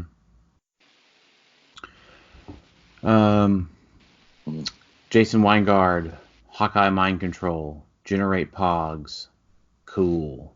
It's better than Hawkeye Mind Control. He doesn't have to hit to keep going. Right. He can miss. I think that is like really, really good, and it's underplaying how good the other thing is. The Pog thing, like that, Yeah. is very good. You will see. I think you'll see teams based around just that power alone. Mm-hmm. Because he can move, generate is free, and then the Pog can act. So I like Correct. his leadership's cool. because he doesn't need Jason. That's just good. That's just really good. On almost any team he'll be on. Yep. So is Sebastian the most underrated? I think he's the one underrated. He's the most, I don't know, the worst of them all, maybe? Really? Maybe? I like him probably third best behind Jason and Gene. Really? Why is that? Let me see. Oh, he doesn't have projectile wit. I thought he did. But he's a really, really long dial, right? He's 9-click for 125 points. He's got good reducers the whole way. He can call in good things. Most likely, you're not getting one turn by this guy, so he's going to be able to activate his power. He can hold them until he can use like 5 or 6 of them. When he does that, it can be real scary. Like if you hit this guy for 6, then he's going to charge blur you 12 for 5, and then free regen. Whew. Probably good with a blood axe, I think. Mm-hmm. Or no, a soul gem. That's what I was going to do. Yeah, give him the soul gem for still energy. And +1 in defense, because he gets 19s later. Mm-hmm. Yeah, that's pretty solid. Yeah.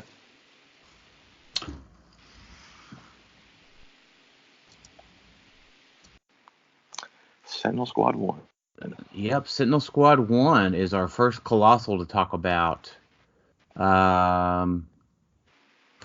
Magneto wants to pilot this fella. Mm-hmm. Yeah. On the running shot dial. I like that a lot. And that's about it.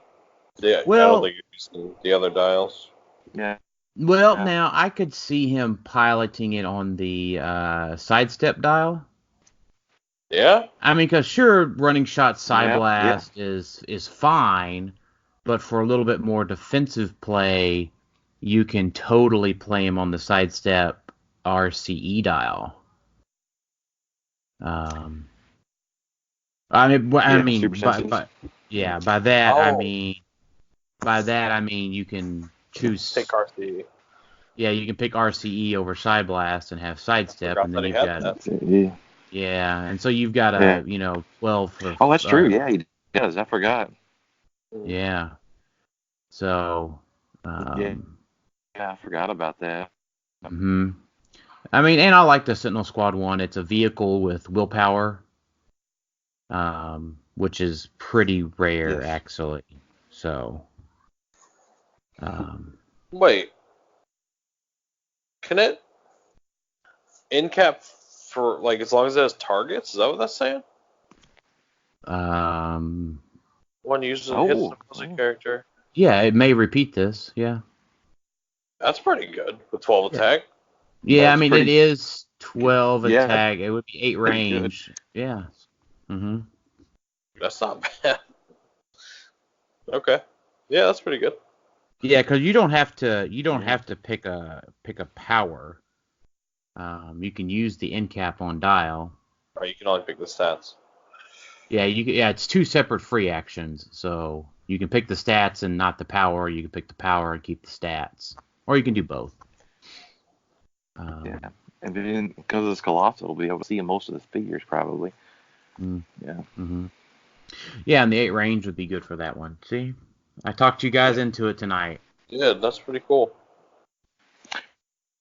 Where's it getting 8 range from? From Magneto. From Magneto. I thought he only has 7. No, he's got 8.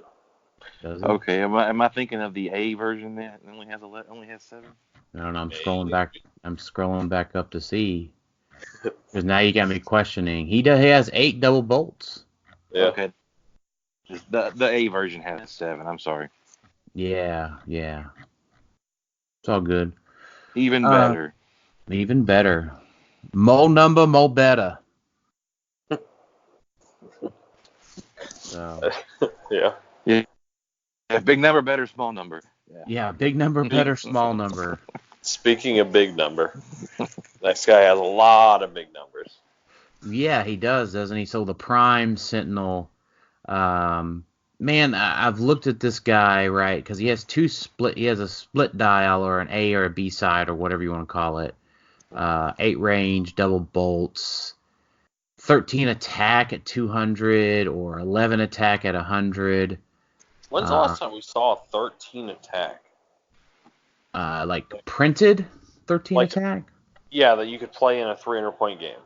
I don't know if we no one of the Supermans, I think. Oh yeah. No, it wasn't Superman. It was the Batman, right? Yes, Casey. And the Wonder Woman. Yeah, I think they had that. Let me see. Attack value is equal to 13 on anywhere on the dial. Less than 300. Realms is so cool. I'm so glad that's a thing. Yeah.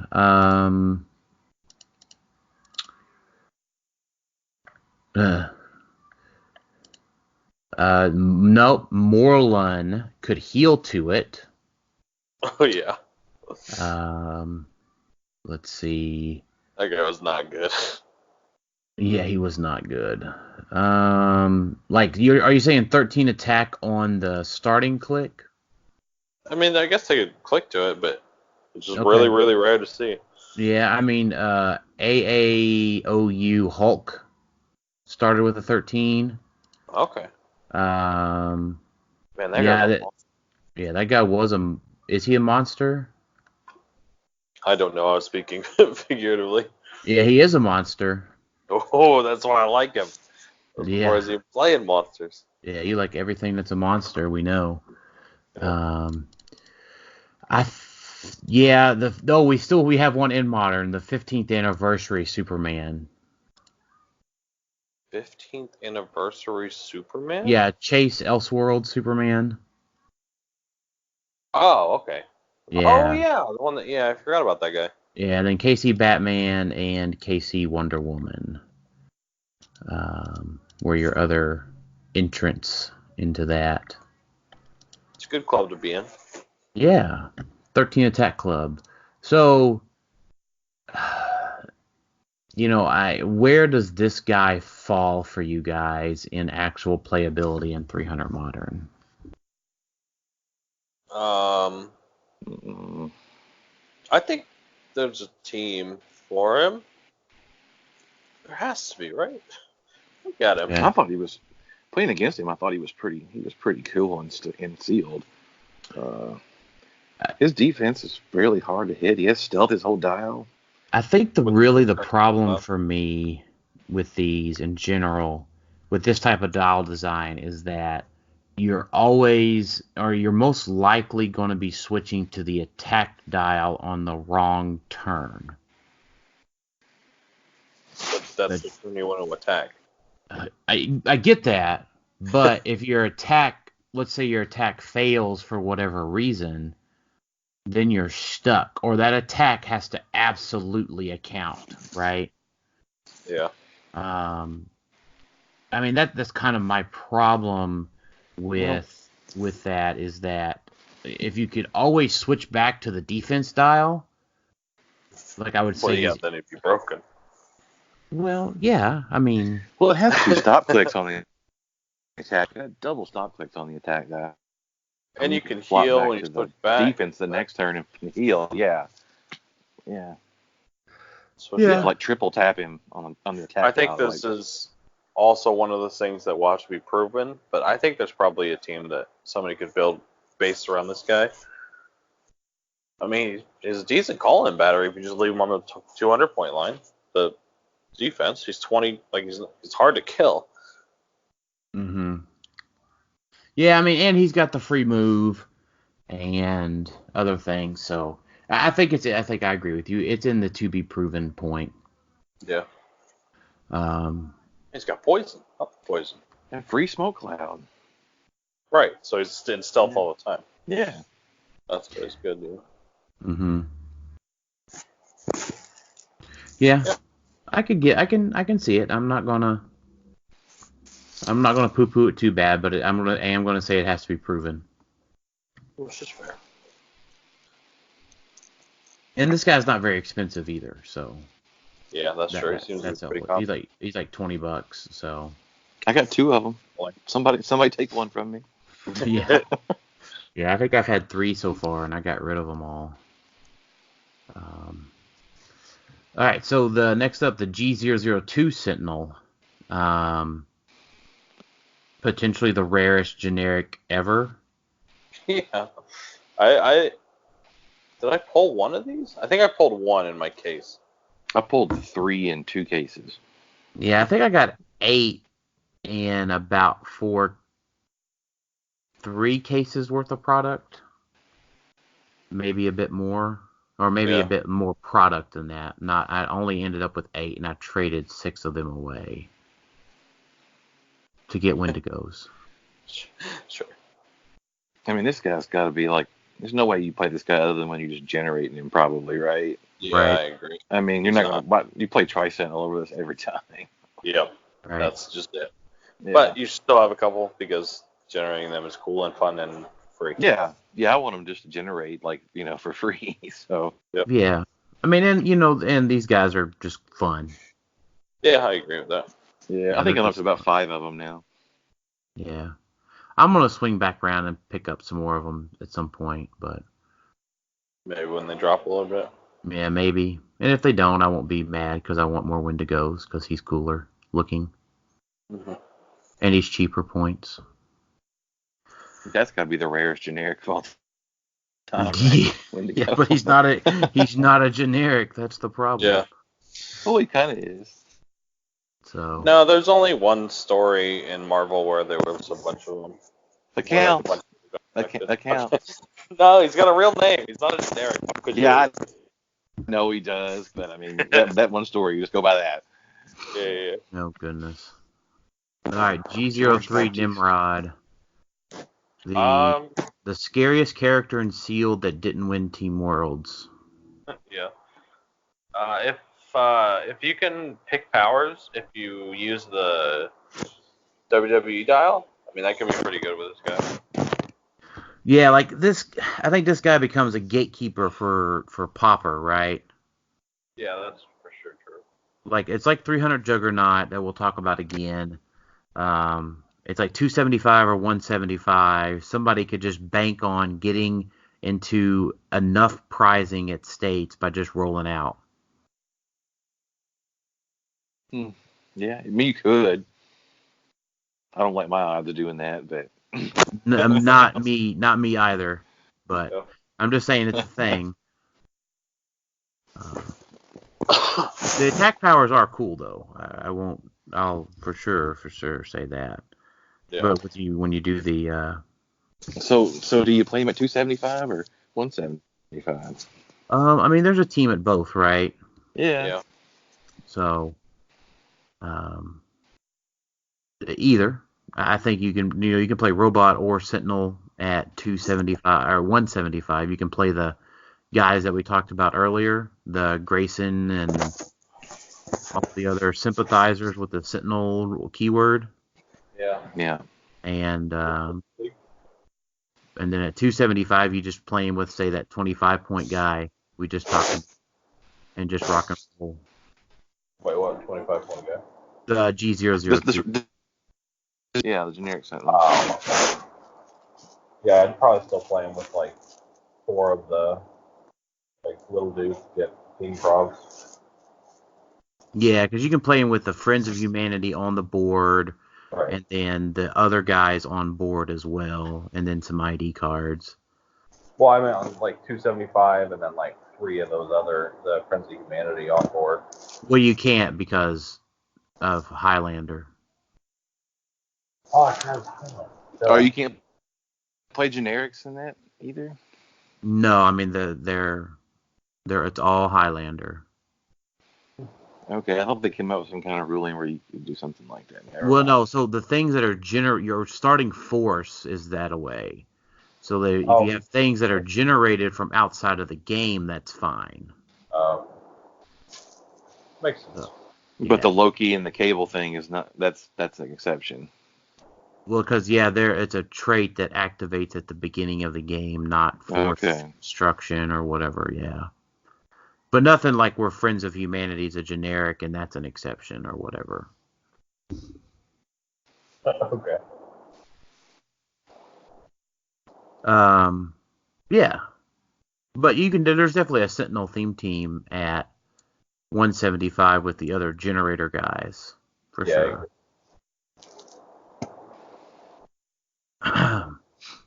So up next, G004 Proteus.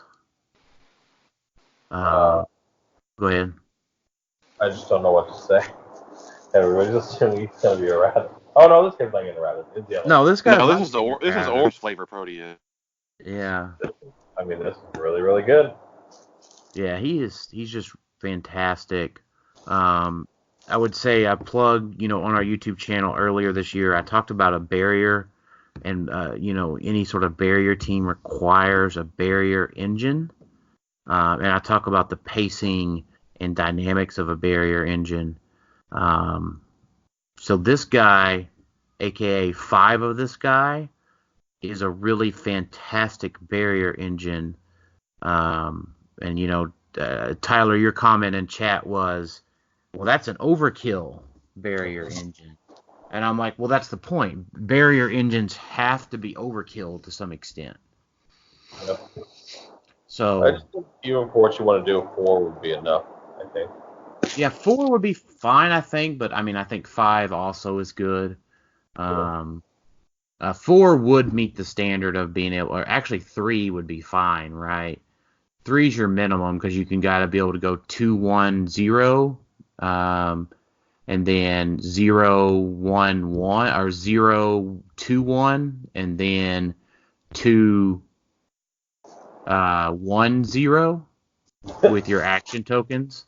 Yeah. It makes sense if you just think about starting out with 1. So with 3, how many is that a turn? That would be 12 a turn. 12. I'm sorry, 14 a turn. No. Because you get 6 for free and then 8 with 2 powers. Oh, I gotcha. Yeah.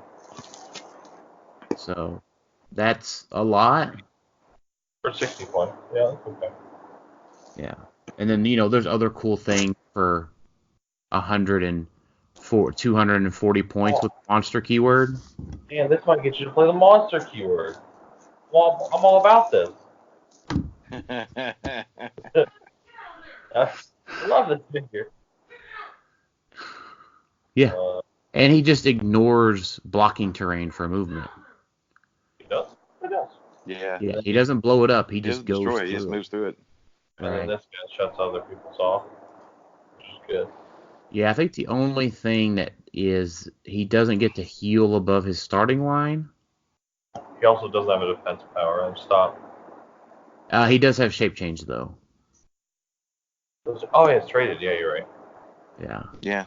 Now that doesn't help against Storm. But nothing does. Well, no, the other one has super senses. Yeah, the other one does have super senses. Yeah, so. But yeah, I like this guy. He is fantastic. Yeah. And he's probably not going to be errated either. That's always a plus. Probably, as far as we know. So the one thing I didn't like, G005, is that Exodus was unique. So it was always a disappointment to pull Exodus. He is? Yeah, almost always. I got one early. Every time I opened every time I opened this and it wasn't Magneto, I was sad. Oh. That's fair. I got my Magneto.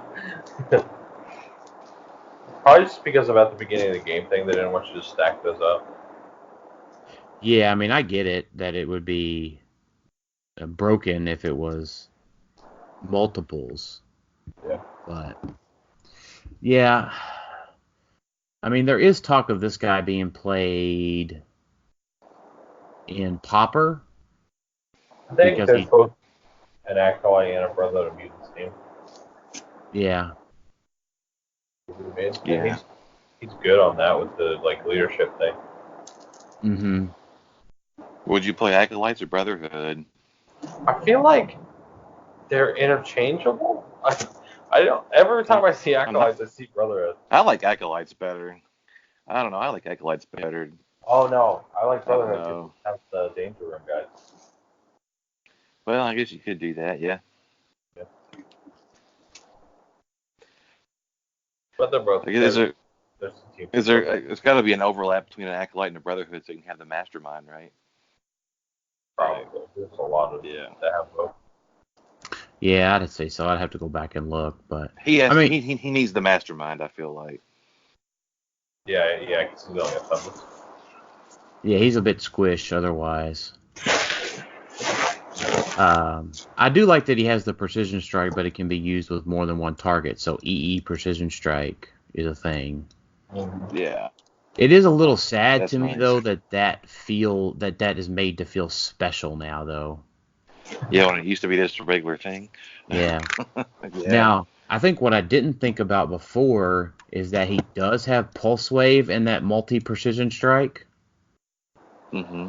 So he is a storm. Yeah, that's true.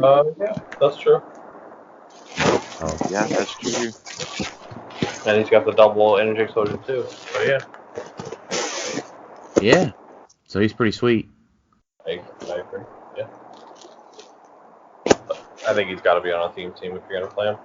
Yeah. Yeah, You gonna play him I agree. at 75 or 175? 75. Probably 75. Yeah. Yeah, it feels like you can duplicate enough stuff over there that you'd be able to get it at 75. Get enough good stuff.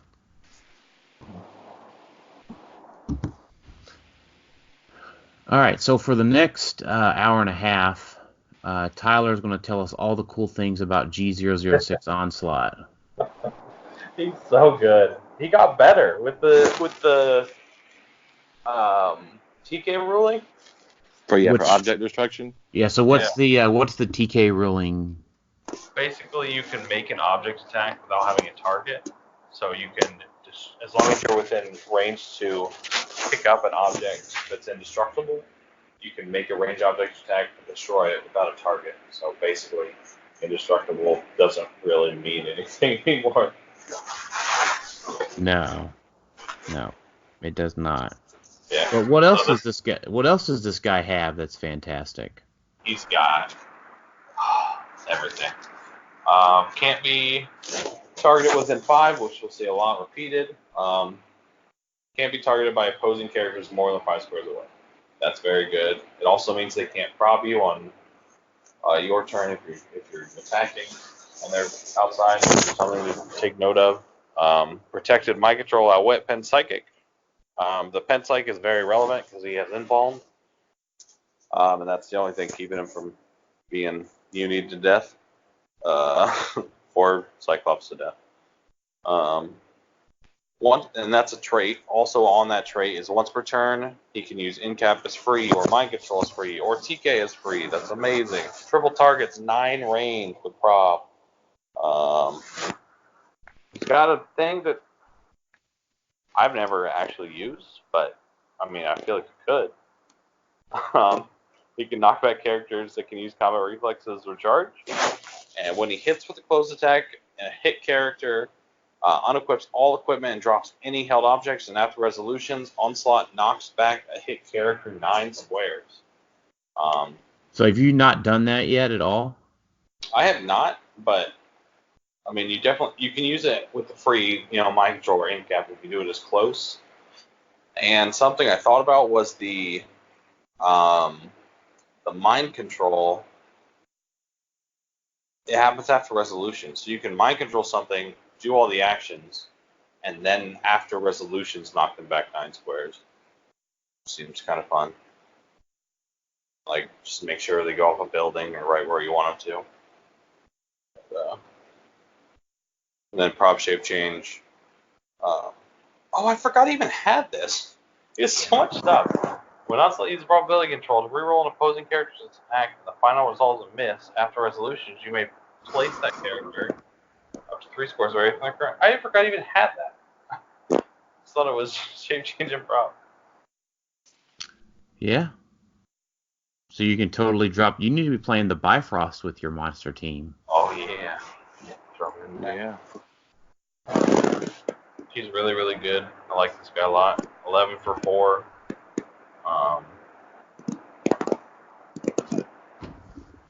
And Yeah, Tyler, Tyler, it totally sounds like you're like scratching your headphones on something. Oh, really? Yeah. Feels like you're at the ocean again. Yeah.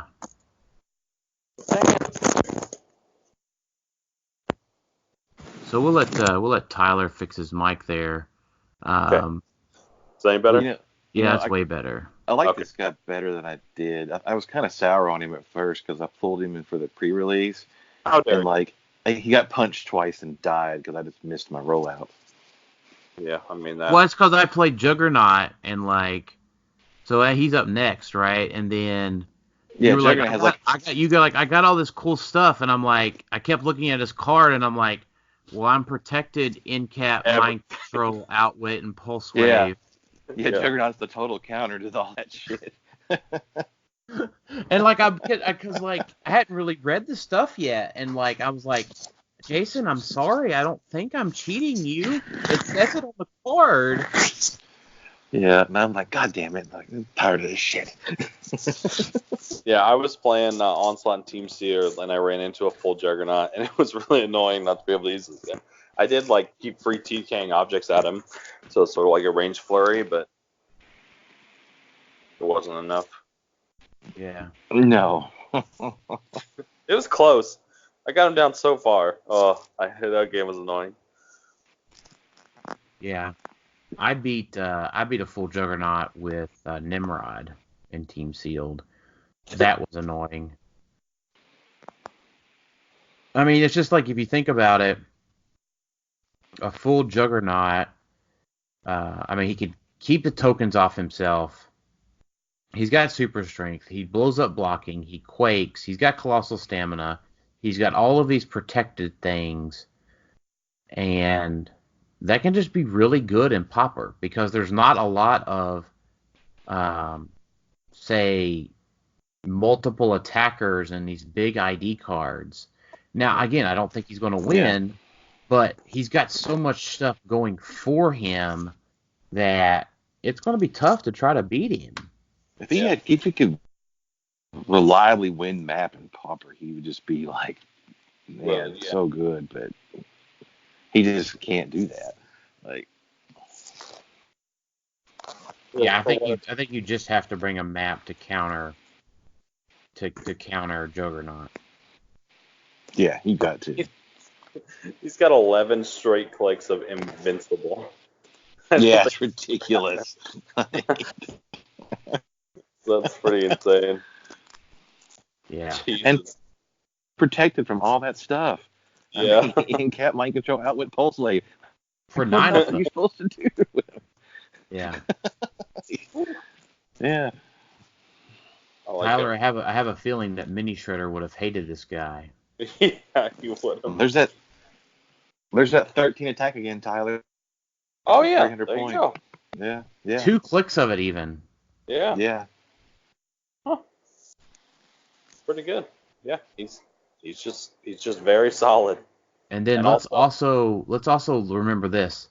He ignores characters for movement. Right. So you're not stopping him, which makes sense. He's No. very, very thematic. Yeah. It's a good Juggernaut dial. I would even The best. I would say he's probably the best Juggernaut we've ever gotten. Oh, Yes. yeah, by far. I think the only thing missing from his flavor text is "Get out of my head, Charles. Charles, no." Yeah.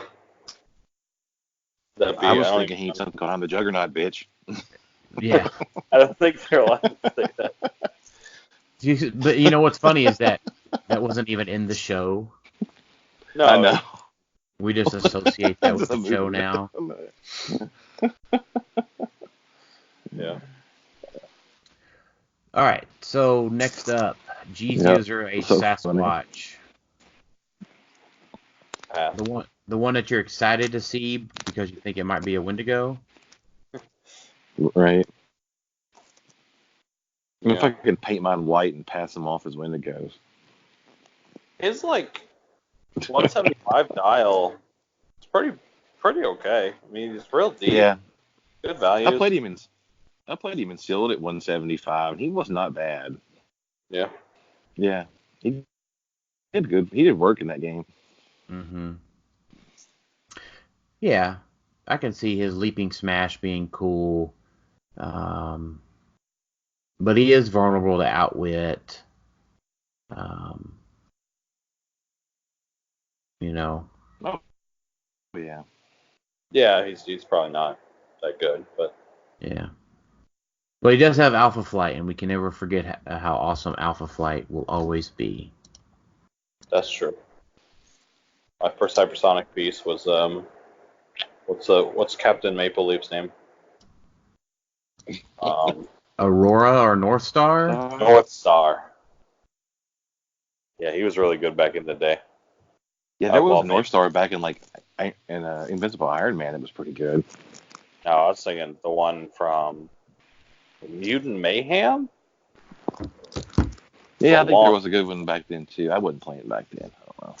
Yeah, Mutant Mayhem. It did have a hypersonic North Star in it. Mm-hmm. I don't know if he was good. He was good, but no, I was 14, and he was fun for me. I can't just say that anymore. I can't say I was 14, so I sucked, because Isaac just won.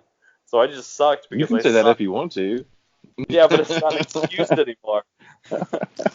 Well, no, but Isaac's already been playing for as long as you've been playing.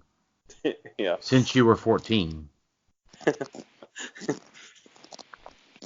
He's not your typical 14-year-old. No. No, not at all. All right, so next up, Tyler, convince us why Green Puff Dragon is good. I've been working on this. I'm going to steal this from Scott Crampton because it's a good idea.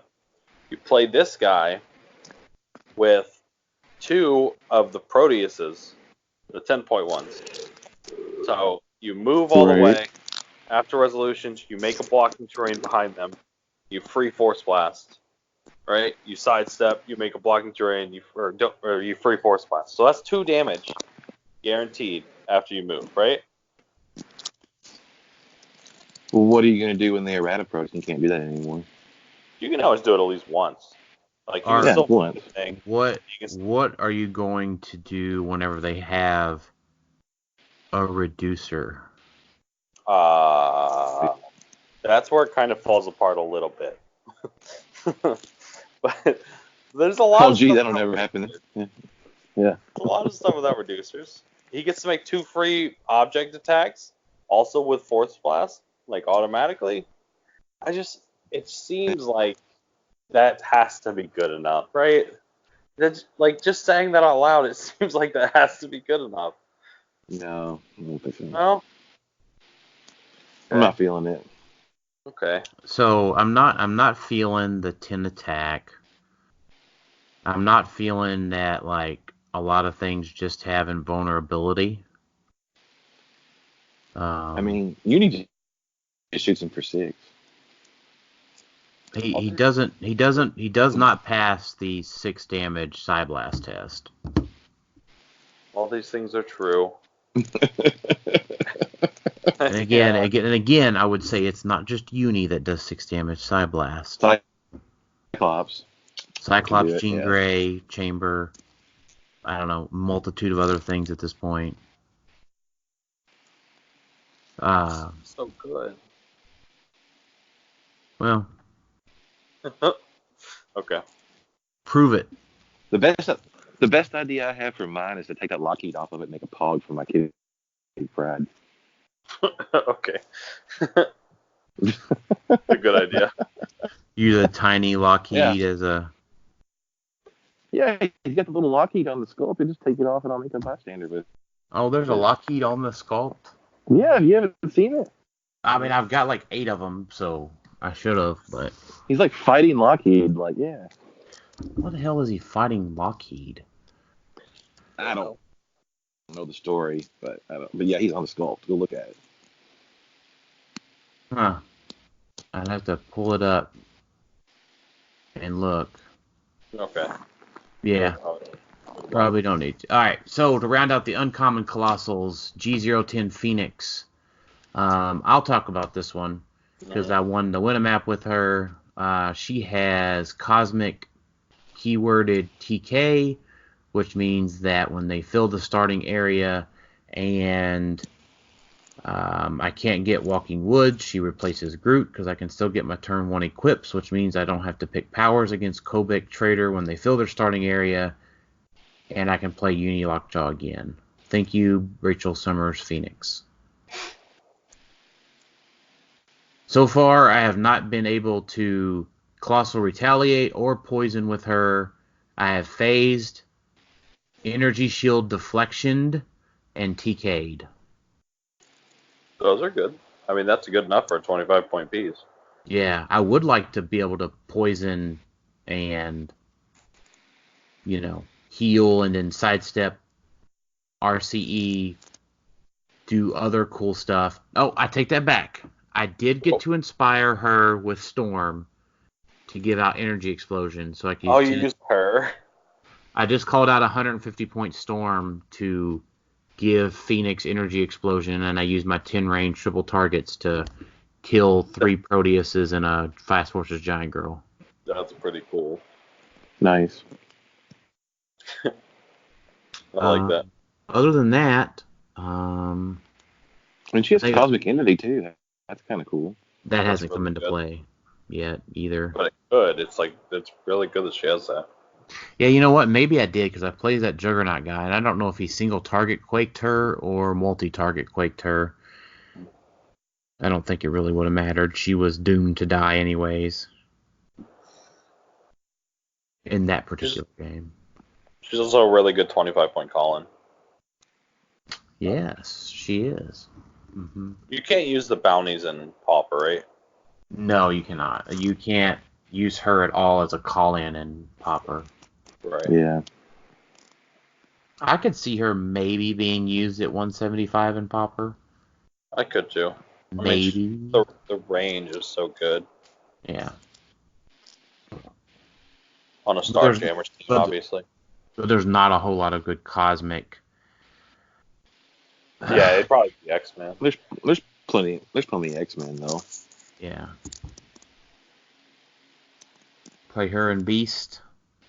Mm-hmm. There you go. I like it. 13 for 5 coming at you. All right. Let's go into rares. Cerebra G011. Not as good as Lila, but still neat. Yeah. We'd be talking about her a lot more if Lila wasn't a thing. Agreed. But she is, so. Yep. All right. G012 Cyclops Sentinel. Robot leadership? True. Yeah.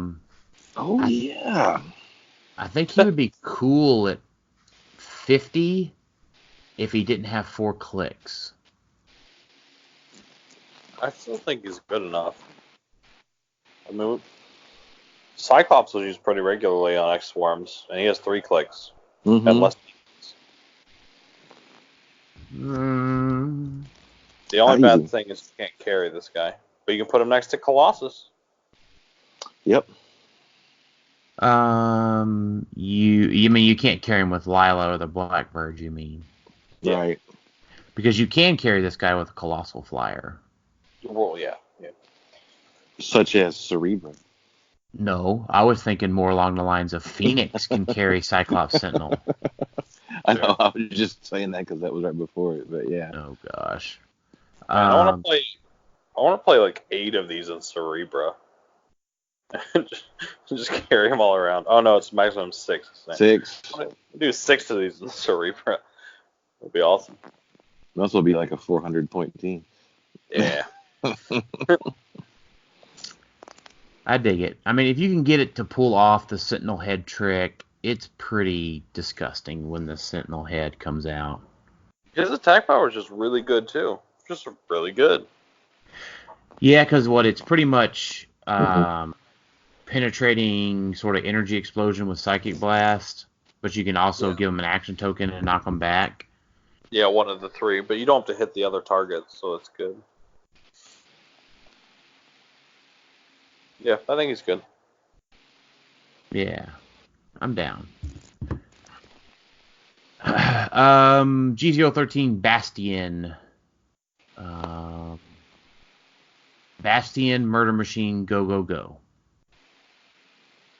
Yeah. Because he can friendly mind control robots. Yeah, that's pretty cool. There's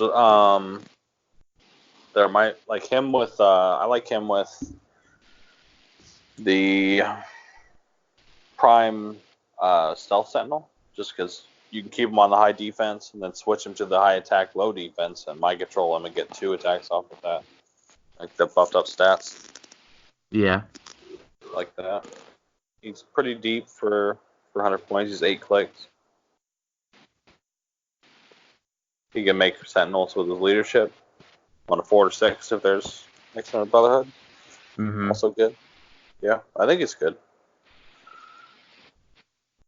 Might be good enough for a team. Maybe. Just gotta prove it. Gotta believe. Mm-hmm.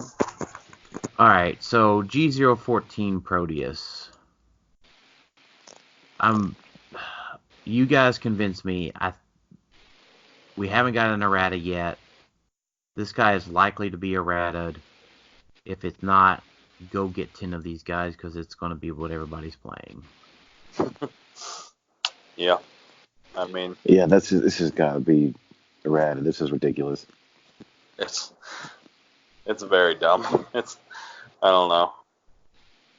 It's dumb. It's Yeah.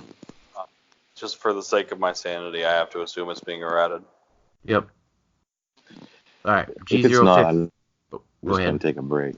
If it's not errated, I'm just not playing it. I'm not playing this shit all fucking day. There's just no way. Fair.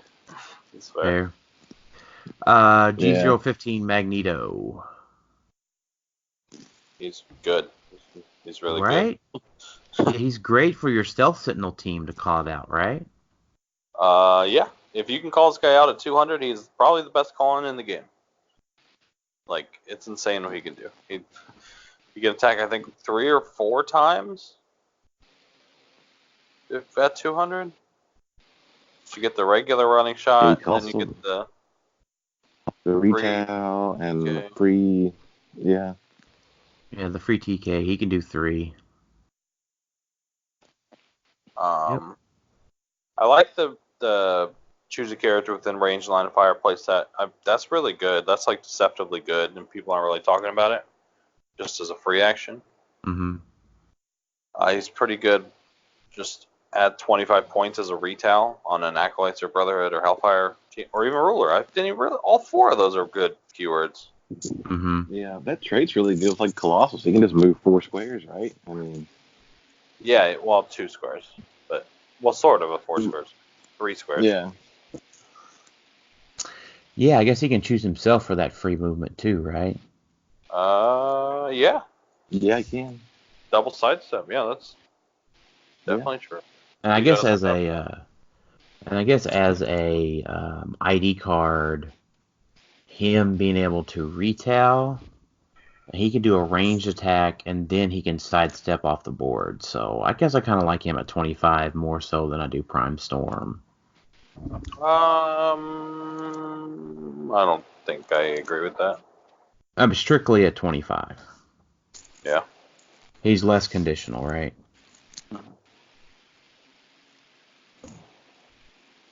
But yeah, he's really good. Either main force or ID, and you can run 2 IDs. Mm-hmm.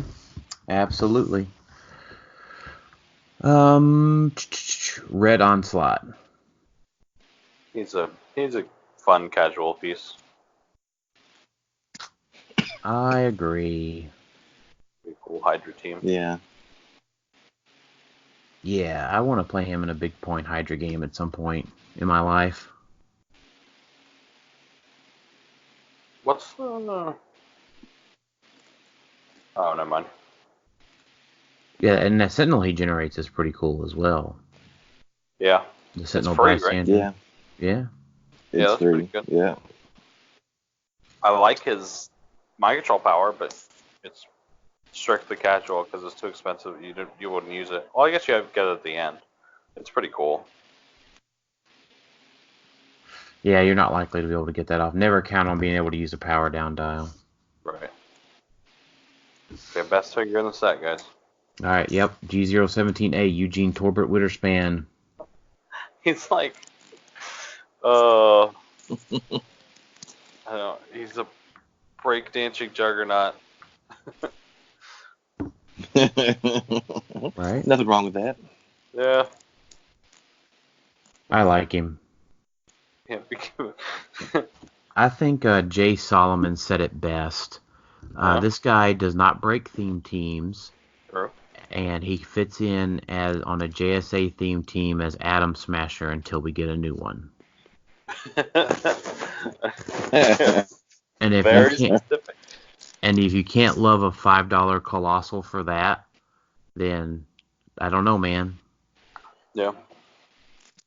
I mean, he's like a fluff scientist taxi fluff piece. You know, Mm-hmm. there's probably a team Yeah. where you just like need what this guy is, and you will reach for one or two of them. Yeah. And like I said, they're only currently $5, so I Yep. would say reach for them. Might as well. Yeah. All right. G017B Prime Colossus. He's Uh, good call-in. really great call in. Mm-hmm. Yep. Yeah. I mean, I think his charge quake at 25 points, even without retail, Yeah, I agree. it's just great, fantastic. Like, Yep. can't say enough good about that one. Yeah, he can probably fit on mystical teams as retaliator as well. Just keep him in the Mhm. back line, and then he can like move and then do his quake or to his retal, so it's not like super hard to set up. Right. Yeah. Yep, I agree there. Yeah, it's good. G018 Wendigo. Tindigo for the Wendigo. I mean, we don't have to talk about this piece. It sucks, right? Yeah, probably. Yeah, it's terrible. It's terrible until I get 10 of them. It just keeps coming out with things that I can do with this guy more. He's very Oh, man. good. What's the last one that you thought you could do? What's the newest thing you've discovered? It was the first. It was the Wales thing, which I liked. Then it was him playing with Onslaught. The last one was, I think it was him with a bunch of, what is it? I built a team with him and God, the guy, the spider dude, Mojo. Mojo? Yeah, Mojo Jojo. I mean, what if he just played a team of all Wendigos? I mean, Like 20 Wendigos. I just don't think you have the actions for us. Yeah, it feels like that if you run into one vulture, you're hosed. Because you just don't have the reach. Yeah, this guy does die to Vulture. I figured that out. Yes. Yeah, but what about everything else that's not Vulture? I mean, That's true. it's not. Anytime you say something like that, it's just I mean, not. who's going to play Vulture now? I mean, I would played against a Vulture Friday in the finals of the Winner map. I would Was say that like was that before or after the TK ruling? That was after. He won map. Okay. That dude beat me. I was playing on He wouldn't win map against 20 Wendigo. That's true. that that is an accurate statement. I would say maybe like 14 of this guy with a bunch of mystical retail could be very good. Because, like, it's really hard to kill 14 things without getting retailed on. Yeah, I mean, if you kill one, there's just one more to take its place. Like, Yeah, and if one Tri-Sentinel gets a retail off, that's a lot of wounded tokens. yeah, Oh man. I mean, it's not feasible. It's just funny to think about. I disagree. I think that could be a good team. Yeah. I know, but I mean, getting 20 Wendigos to play though is like. No, you only need 14. It's fine. Dan, you need Okay. 4 more. I'm sorry. I need we 14. We can almost do 14. Yeah. Yeah, I've I got got- 8. I've got 8 that'll be here by mid-month because one of them's coming from Mexico. I got 3, so we're at 11. We need 3 more. Is a Wendigo from Mexico a Chupacabra? I don't know. I hope he's. I don't think so. But I mean, this guy is great. I mean, 15 points, right? Like even if you take away the fact that he has monster and mystical keyword, like that just puts him over the top. Yeah. But like a 15-point piece with charge, flurry, 11-3, steal energy that can go above his stop click.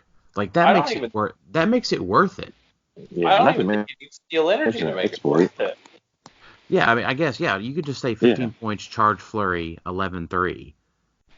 You add in steal energy to go above a stop click. You add in a stop click with invulnerability that only like Storm can take out. Yeah. Yeah. So now, can't you like stop healing until you flurry enough to heal up past the clicks that don't have flurry on it? Yes. Yes. Yeah. So after resolution, you get to pick how they trigger. Yeah, you can just skip over the bad clicks. Yep. That's so dumb. Well, so you have to time it correctly because he could only heal one. No, that's right. 1, 2, 3. Yeah. No. 1, 2, 3. So if he heals up 1, then he can flurry heal 2, and then wounded token heal another. You can heal 4 more turn. Yeah, I guess, that would be perfect to get him to his 100-point line, but he has to heal once to do that already. 1, 2, 3, 4. Yeah, if he heals 4 off of his stop click, then he's stuck on his charge click. Well, you probably just carry him up and he heals 1 off that first carry, and then he heals up 4 after that. Mm-hmm. Right? Yeah. Yeah, I like it. I agree. G019 Van Dweden. Tyler, are you going to convince me that the rare dragon's good? No.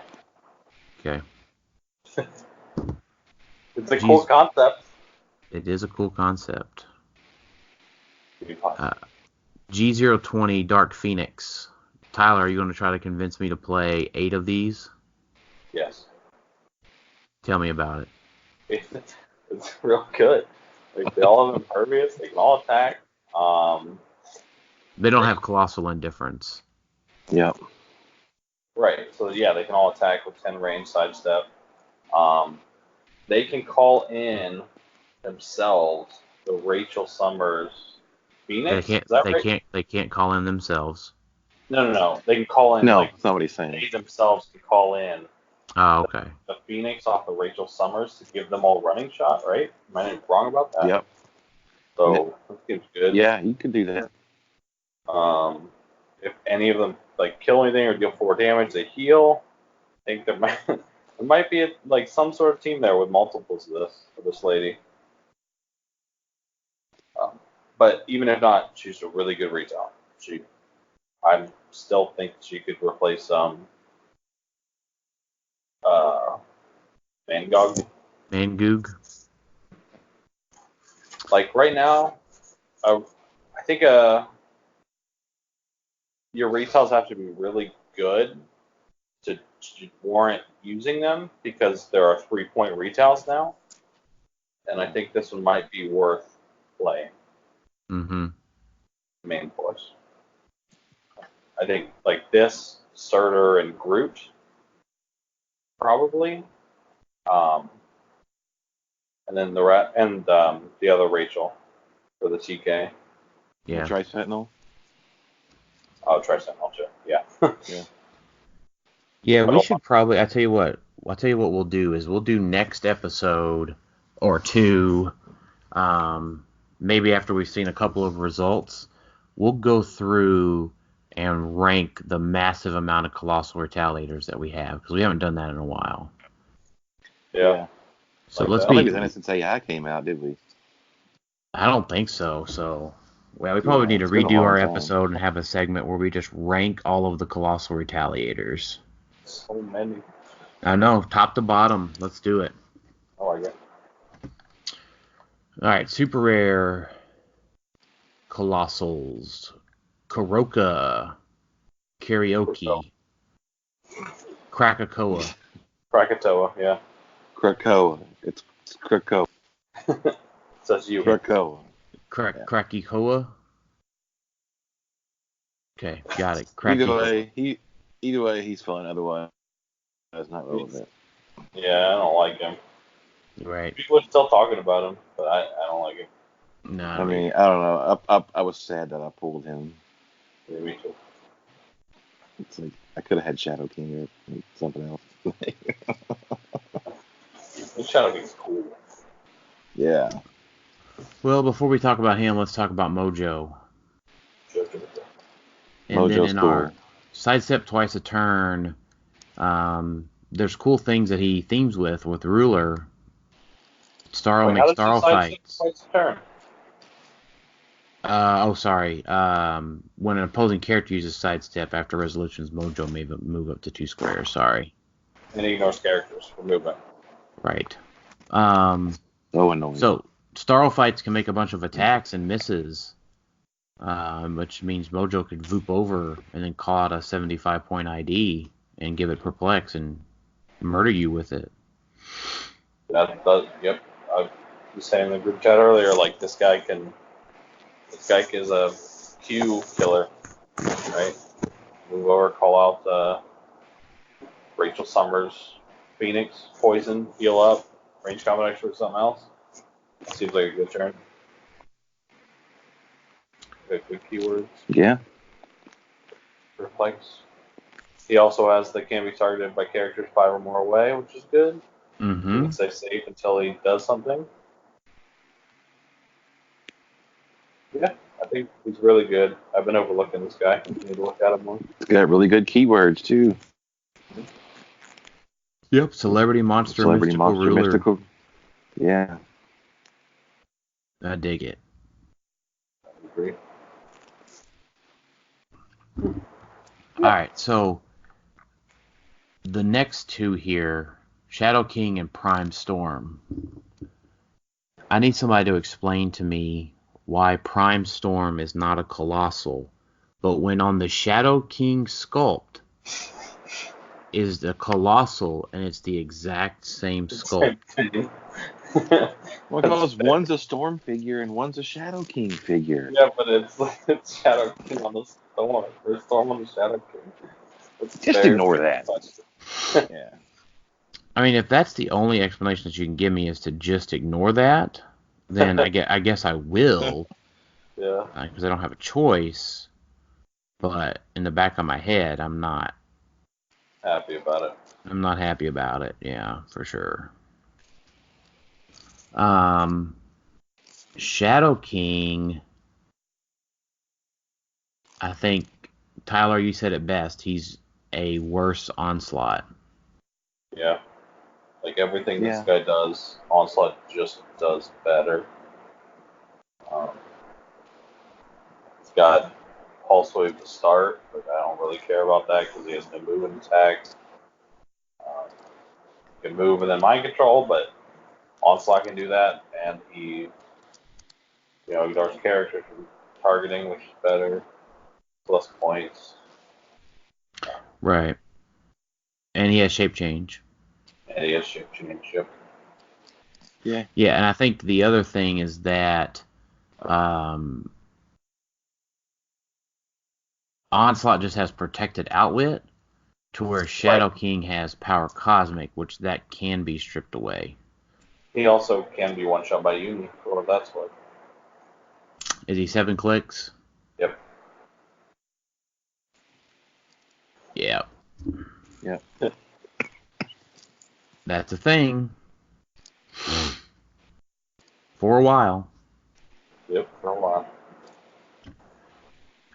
So Prime Storm, right? I think we've talked about her quite a bit. And my consensus is I'm just not a fan. I'm still a fan. I just think she probably was overrated when we first saw her. But I still think she's good.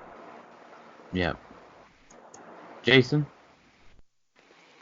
I don't hate her. I'd play her as a retail off an ID card. Yeah, I'll find you probably. I got her. I want to use her. She looks cool as hell. I did get her. I might trade her. I don't know. Maybe share value's high enough right now. Like, think about how many Wendigos. I can get 3 Wendigos. I probably can't get 3 Wendigos. I want to at least play her a couple times before I get rid of her if I did. Yeah. She's a really... I think she's the best, probably 150 point call-in. Right? So if you're playing, like... probably you can't play her with Uni, right? Because you need Prime Thanos. Yeah, you need Prime Thanos. At least that's my opinion. Yeah, but the Ultra Chase Thanos can call this lady in. That's pretty good. Yeah. What else can call her in right now? Black Panther. Oh yeah. Okay. True. That's about it. Yeah, I mean, again, there's a lot of cool stuff that can call her in. I'm not denying she's not good. I just don't think I see it as well. Fair. It's fair.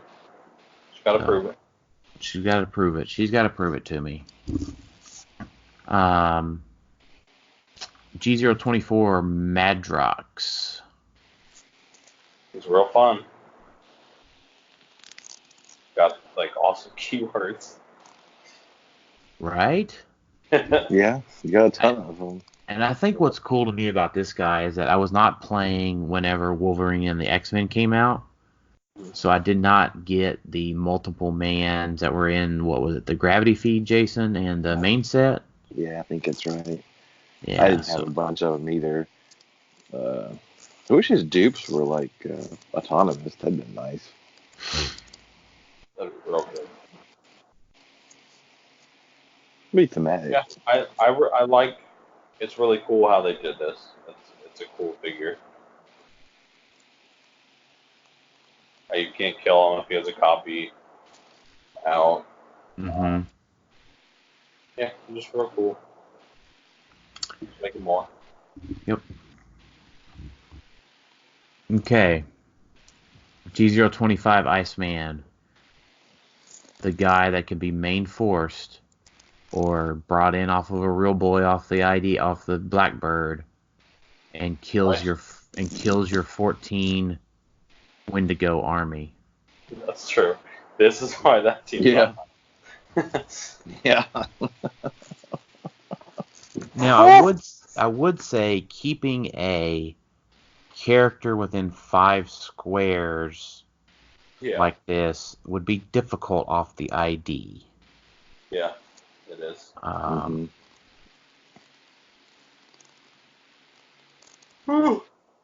So, but now he is a colossal, right? Right.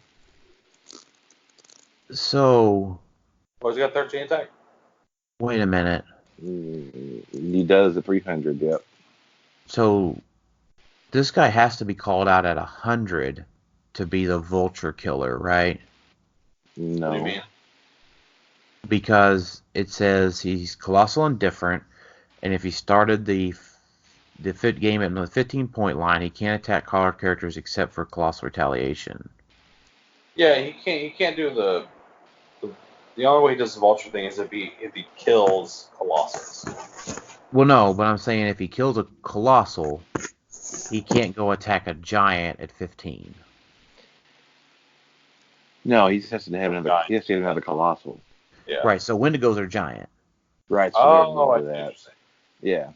So he can't Yeah. go. He has to be called out at 100 To do that. Yeah. to I do mean, the. he's a really good 100-point call-in. Well, I don't disagree. I'm just saying it's very specific that it has to be a 100-point piece calling him out, like a Black Adam or a Kobik or something. I don't like it. Like he's not a 15-point. He's not a 15-point silver bullet. He's a 100-point silver bullet. Well, he's a 15-point something. Yeah. Yeah, no, I agree. Most of that stuff's going to be colossal, not giant. If you have a bunch of retails, like Mojo just boops to the back line and calls this guy in, that's devastating. Flex attack to 12. He goes to town. But is anybody going I- to play that many retails now? Or are they just going to play them off the IDs? I might. Forrest, Yeah, I get it. You might, yeah. Forrest still gonna be a thing. Yeah, I agree. It's your multiple colossals have to be well designed on a theme in which to get you not stormed. Does that make sense? Yeah, I agree. So,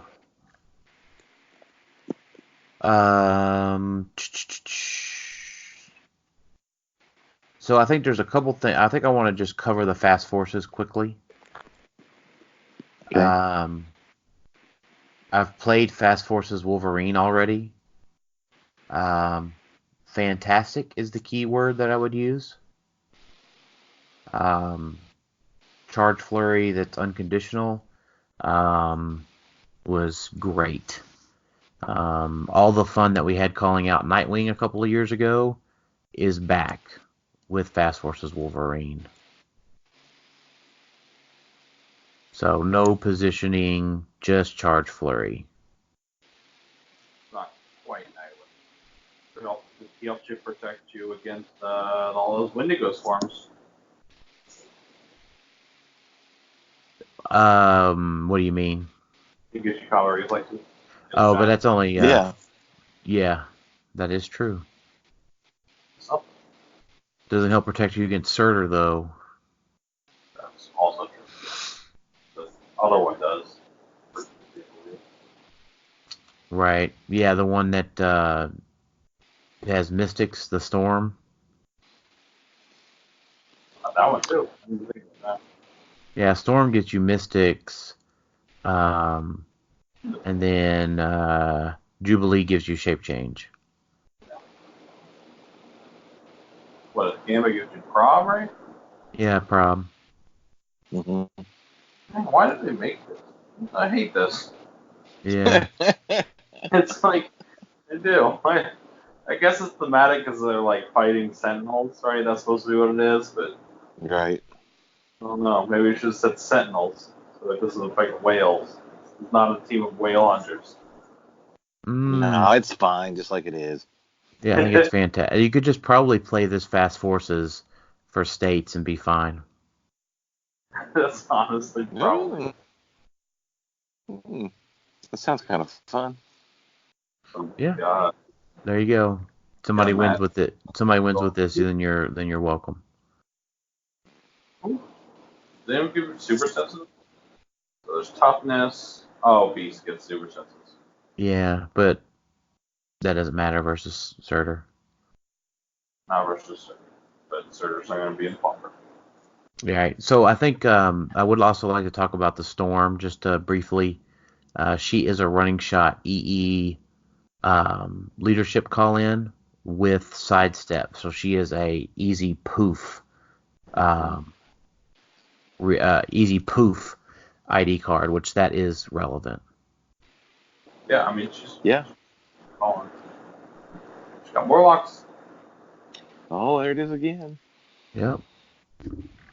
All right.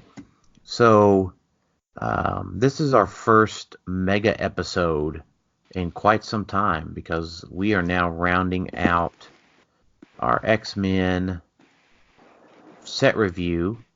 What else do you guys want to talk about on the X-Men set? I think we covered it all. It's not.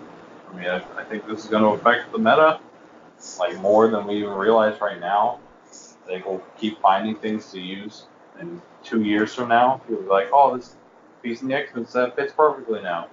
I think there's stuff that's going to keep popping up. I like this set a lot. Yep. Jason? What was the question? I couldn't hear what you said. You were breaking out. Oh, just what your final thoughts on the X-Men set wrap up? Like, I don't know. I like it. It's not. It doesn't have the X-Men swarm pieces I really hoped for, but it's got a lot of cool stuff in it. I'll probably. So I'm excited to use it. That's fair. That's more Yeah. good call-ins for him. Yeah, a lot of good call-ins. And I'll play Danger Room stuff and when to go. So, and Sentinel, so I'm happy. Yep. All right, so up next, Fantastic Four is back. So we've had so much to talk about that this news is like 2 weeks old.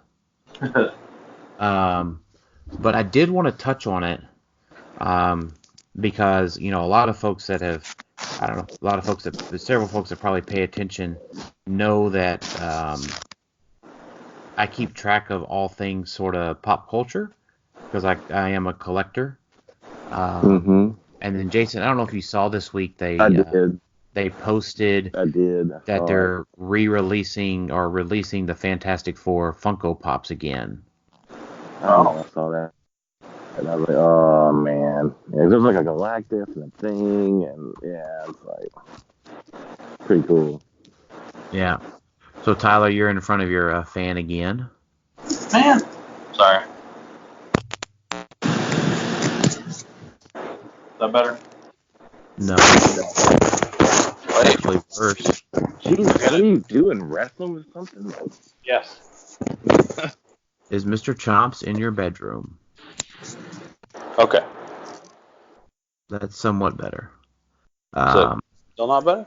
Yeah, it's better now. So, Okay. Yeah. Fantastic. So, generally things that are licenses, the toys can come out first because they're typically already ready to go and they're a little bit probably easier to make than dial design and cards. Mm-hmm. So, Fantastic Four Pops are coming. And then at the beginning of the year, we get the Fantastic Four starter. And then later next year, we get the first Fantastic Four set. Yeah. Oh, is that what they said? Yeah. Oh, I thought they just said the starter. Awesome. No.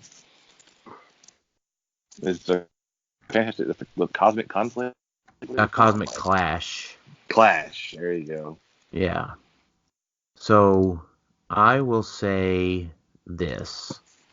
I hope that it is a fantastic set full of crazy ass stuff. Yeah. Because the Fantastic Four fans... The starter's just... I would say the starter's probably not going to be overwhelming. I probably agree with that. The last Fantastic Four starter was awesome, so I hope it's good. Okay, well, I would say that the fans deserve a great Fantastic Four set. Yeah, I agree. So, my personal feelings aside, that I don't really have a lot of attachment to the family. But I do love Doom. I do love Galactus. I do love Silver Surfer. That's my exact feelings. And I love Super Skrull and I love Mole Man. So anything that can get me those things back, I'll be happy. So it's just he's gonna fuck up Silver Surfer again. Or is he gonna get a good I hope we get a good Silver Surfer, Jason. And you're cutting out a little bit too, just for what it's worth. Yeah. Okay. I don't know what I want from a Silver Surfer dial. I was just thinking about that. A good figure. Yeah. Sure. Yeah. He's just never really had a really good dial. It doesn't seem like. I like But the they old like mess it veteran, up. like super old, like the first Silver Surfer veteran. Yeah, I think he was like the first small character with power cosmic or something. Let's see. The critical mass one, Yeah, he was like 265 points or something. 200 points with no moving attack. No, See, there you go. that's not the one I'm thinking of then. The one with running. I think that's the unique. Or is that the veteran? That's the LE. Yeah, there's a veteran one past that. Okay, so cosmic supernova. Yeah. Running shot, 10 range, energy explosion, 10 attack for 265 points. That's great. It was okay. Dude, it's too many points. 2 points. I mean, I want. He like, either has powers that don't work together or he's overcosted. I mean, yeah, it's like the Iron Man problem. Huh. Yeah. All these 10 attacks on these Silver Surfers. Yeah, I mean, Silver Surfer is like really, really strong. Like he should be 300 points. But he should have a dial worthy of that. I agree. Yeah. And he shouldn't mean, have always- and he shouldn't have freaking 10 attack either. In the like Marvel DC crossover, him and Superman and Silver Surfer were in it, and it sort of implied that Silver Surfer was stronger than Superman. It's pretty cool. That was a cool comic. Thanos I just want and one. Parallax fought each other. I just want a really good playable one that's not like 200 plus points to have good stuff. You know, like powers that work together. How about that? Is that too much to ask? Probably. Don't give me hypersonic speed with psychic blast or some dumb shit like Exactly that. what I was about to say. I mean, like, that's what he gets like out. every it's like every time. Like it's always some kind of mismatch of shit that doesn't work together. He should probably Or just he's get a 200 pick plus points. He should probably just get a pick and attack power. That's what he should get. Oh yeah, there you. I do that. Yeah. That's fine. Yep. Well, I hope your wish comes true, Jason. I hope so. Or you know what? He's Maybe like- it won't. Maybe it won't, and you'll have something to complain about for another 6 months. Like, sure. I'll find something to complain about either way. It's okay. I like that. That's the spirit. I can always just Yeah. just try to play a casual team, and that'll scratch your itch.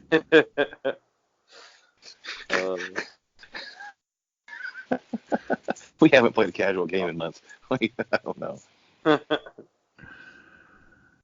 So, all right, let's talk a little bit about ROC Cup. So ROC Cup pricing was announced. It's only like 3 weeks away to ROC Cup. Oh my god, it is. I forgot. Yeah, I need to get our hotel booked. Yeah.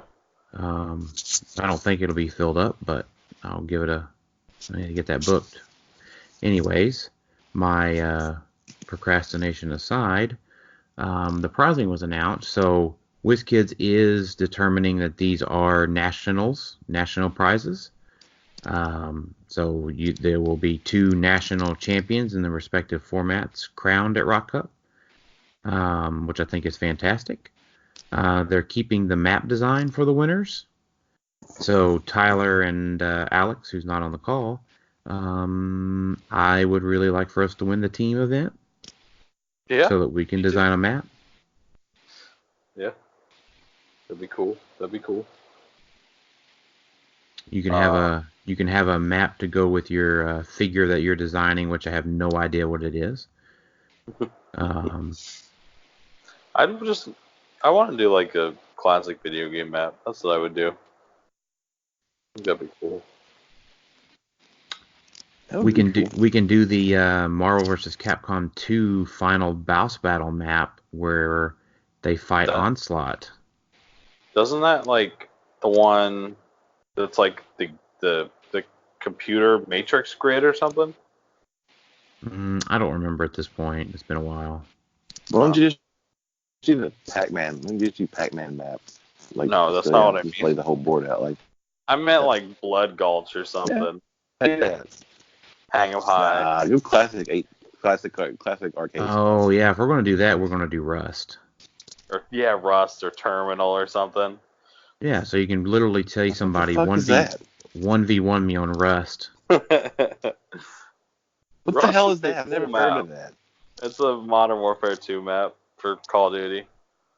It was a small map. It was a small map, so you couldn't hide. So if someone was talking shit, you would say 1v1 me on Rust. Yeah, that could be a pretty cool map actually. Of course, I'm garbage at first-person shooters now. So, Dude, I got a nuke on that map once. I was like 27-0. I got a nuke, and I used it, and it was awesome. I don't know how to respond to that, Tyler, without being I don't know how to respond to that without being some sort of disparaging. To get a nuke, you had to have 25 kill streak, and I did it. And I had the perk, and it was awesome. Never mind. Okay. Jason, you never played Call of Duty, did you? Mm-mm. Yeah. I haven't done any online gaming like that hardly at all. Yeah. So anyway, surprising, you get to make the map. There's also the Star Trek Next Generation. What's the set called? To Boldly Go, or the Resistance is Futile. Resistance is Futile factory set. So that means Q Prime. That's pretty good hit. That's pretty awesome. It's all $1,200. And then you get 2018, 2019 cons, all of the objects, dice tokens, WKO points so that you can qualify for Worlds next year. Yeah, so a fantastic amount of pricing, and of course it goes all the way out to top 8. No, all the way out to top 32. So lots of great stuff going on there. Howard announced the 2v2 WWE event for Friday, so need to get some hype around that one. There's going to be a belt that he's going to give away to the winners. I don't know if was that announced or that's something just Howard told me. I didn't read the announcement, so I couldn't tell you. Yeah, prizing will be the equivalent of 2 qualifier kits plus WWE factory sets and special WWE wrestling maps. I'm pretty sure there's going to be a wrestling belt for that one too. So I think more to come on that one. About that. Yeah. So ROC Cup's going to be fantastic. I hope everybody is getting hyped for that. Me, Tyler, and Alex will be attending, representing Clickstuff down there in Huntsville, Alabama. So let's round out our episode with our listener questions. Brian Lumen asks, why is the meta still going to consist 75% or more of the Black Panther set? I don't think it did at Worlds, right?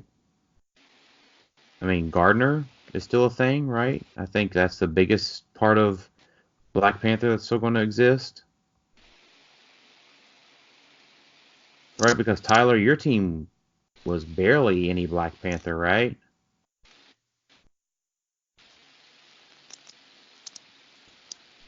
Nope, you know what?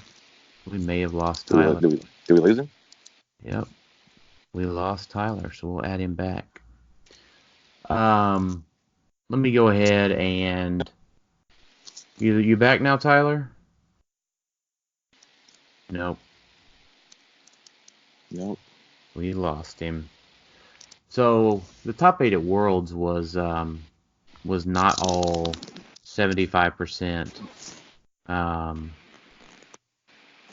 Black Panther, right? I mean, So I think if I was to characterize this in kind of the set review, it would be X-Men's not a Black Panther level set, but it's got a lot of stuff that's going to fill in the meta and do other cool things, right? Like it changes the dynamics of certain teams, which I think is fine. I mean, how much Black Panther was on? Well, I mean, I think Gardner and Trader were the big ones. Well, yeah, but I mean, yeah, yours and Tyler's Pacific teams weren't that much Black Panther, I don't think. Yeah, neither was LTVH's. Yeah, he had all the Tri Sentinels, yeah. Right. So, yeah, I don't see anything. I don't think that's a true statement, really, to begin with. So,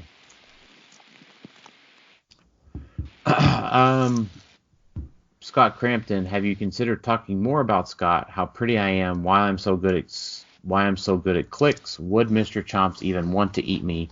If not, I will settle for somebody doing a light ball punch on David Gosselman, $1 in it for the guy that successfully hits him. I talked to David about this, and he thought that was kind of a low ball offer to punch him in the nuts. Yeah, that seems a little cheap, right? So, I mean, I think Scott, we know that you can afford more than $1. And you know what? Mr. Chomps would totally want to eat you. I talked to him about this. You talked to David, Jason. I talked to Mr. Chomps. He says he has no problem wanting to eat you. Yeah, he's just pretty much anybody. He doesn't care. Yeah, he's an equal opportunity eater. So yeah. Yeah. I don't know, man. McConnell Lamar writes in, which is your favorite figure to equip with each of the 10 Mandarin rings? So that could probably be in a segment in and of itself. Yeah, it definitely can. So I think, you know what, that is a good segment to have. Next week. Yeah, we can probably just do that next week, and we'll talk about our Mandarin ring equippers next week or so. But we will go. Time to that. I like it. Yeah, that's a good segment. We'll include that. So I think the real question that we can't answer is Eitri good in competitive play? Tyler, what do you think? Is Eitri good in competitive play? He's definitely better than he. I don't know. He's got perplexed. What is he? 35 points? Mm-hmm. Yeah. He's probably not good enough. Yeah, I think if he was, we would have seen him already. Yeah, I think so too. There's a lot of great team builders out there that would have found a place for him already. And I think if they had found a place for him, they would have debuted that tech at Worlds. True. So I mean, if it's something, I mean, certainly I think within our realm of team building, we haven't found a good use for him yet. Yeah, I haven't even thought about considering him pretty much. No. But yeah, I mean, and again, I'm not saying that we're all inclusive the team building, but I mean, we talk about a lot of clicks. Yeah. So we haven't found a use for him yet, personally. So, so JV he's from the Philippines? Yeah. He wants to know from you, who will Onslaught and Wendigo replace on the Wales team, Tyler? I mean, Skeets and a Carnage. I played the team that I'm thinking about right now last one map. I liked it. Yeah, so I think a lot of people, those teams don't get posted unless you win. That's fair. Yeah. So So if you wanna stick up your build sheet in the group at some point, let I can do it. tag JV in it and answer his questions. So Yeah. create a little discussion in our discussion group with it. Hit. Drive up the Wendigos price even more. Maybe get some good ideas. Yeah. Wendigos versus OMAs versus Kobik from Brandon Lambert. Kobik Trader is still a gatekeeper until it's not, right? So OMAs are still Dead. Yeah. I can say that confidently. I mean, Yeah. it's just these gatekeeper teams that you may or may not see, but if you're willing to hinge your entire tournament on it, then didn't Esbrook play one just full point uni at World? So yeah, they got the top 32. Yeah, Esbrook played a full point uni at Worlds to top 32. That's pretty awesome. Which was fantastic. He even beat a Kobik Trader. He beat Matt Gretchenos' Kobik Trader because as my understanding, Matt didn't have a plan to turn one lock down. Oh, and he got one shot off or whatever? He got one shot off and it landed. That's my understanding. Again, that's secondhand information. So, but he met Adam Friedman in top 32, and they didn't even play. Adam is really good at convincing other people they can't win a game. Well, so Adam laid it out on the map. I was standing right there. I did see this one firsthand. Yeah. Adam laid it right there on the map, showed that he was turn one going to be able to get through the starting area, go from Poison Ivy starting area to Poison Ivy starting area, lock him down, turn one, and he wasn't going to be able to do anything, and he had be able to outwit his willpower, so that he could just push him to death. Yeah, no, I agree. There's nothing you can do. Right, and then Matt totally agreed that he wasn't going to slow play Adam and stall out the game, right? Because it takes 8 turns or whatever to do it. Right, yeah. So, Matt did make top 32, but he just met the Kobik Trader matchup, and that was it. Right. So unless Uni, gets access to poison or something, then off of an Eternal soon, it probably continues to be that way. Yeah. I mean, I think the only, I don't know, it's just really not an OMA. I think 250 point Black Panther is the highest point thing that's the highest point you can go with a single figure. Yeah, because you have to have other things to deal with to unlock your big figure, basically. Right. So Phoenix or something could go with that, right? Right. So, John Morley and Brandon Lambert asked about ban errata or fine as is Proteus. I don't think they should ban any figure. Right. I guess they banned Faust, right? Yeah. They just retired faster. They retired Faust early. Oh yeah, Rock banned. Okay. He needs a errata. Yeah, and it's simple, right? They already have the wording once per turn for all characters with this trait. Yep, that's fine. He's still a really good figure at that point.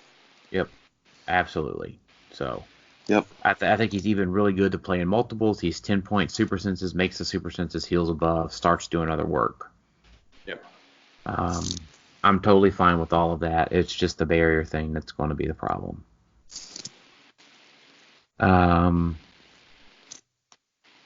So Jay Sanzen, we did quite a bit of popper prep for states. We'll probably include this in several more episodes throughout the next few weeks. So expect more popper prep. Brian Sinkoff writes in. By the way, do you guys have Brian as a friend on Facebook? I I do. Yeah, he's fantastic. Brian's a realtor up in the Northeast, and one, it reminds me why I don't want to live in the Northeast because everything's expensive up there. But man, he always posts like weird stuff he finds in houses that he's selling. Yeah. Yeah, he's really cool. Yeah, it's awesome. Yeah. So shout out Brian. I'm finding that most of the standard size figures in this set don't hold a candle to the Colossals. It's either Colossals or bust, and that's a bit lame. Are there a couple of exceptions? Absolutely, but by and large, only the Colossals even seem playable. They're more playable, but there's definitely stuff in the little figures that's worth looking at. Mm-hmm. But I think his statement would be true. By and large, the Colossals are bigger. They're definitely sexier. They're definitely sexier than the small pieces. Yeah. The little pieces have a lot of like just casual help. Like if you wanted to run a Brotherhood team with like, Blob and Toad and Sabretooth, they gave you really good options for that. Yep.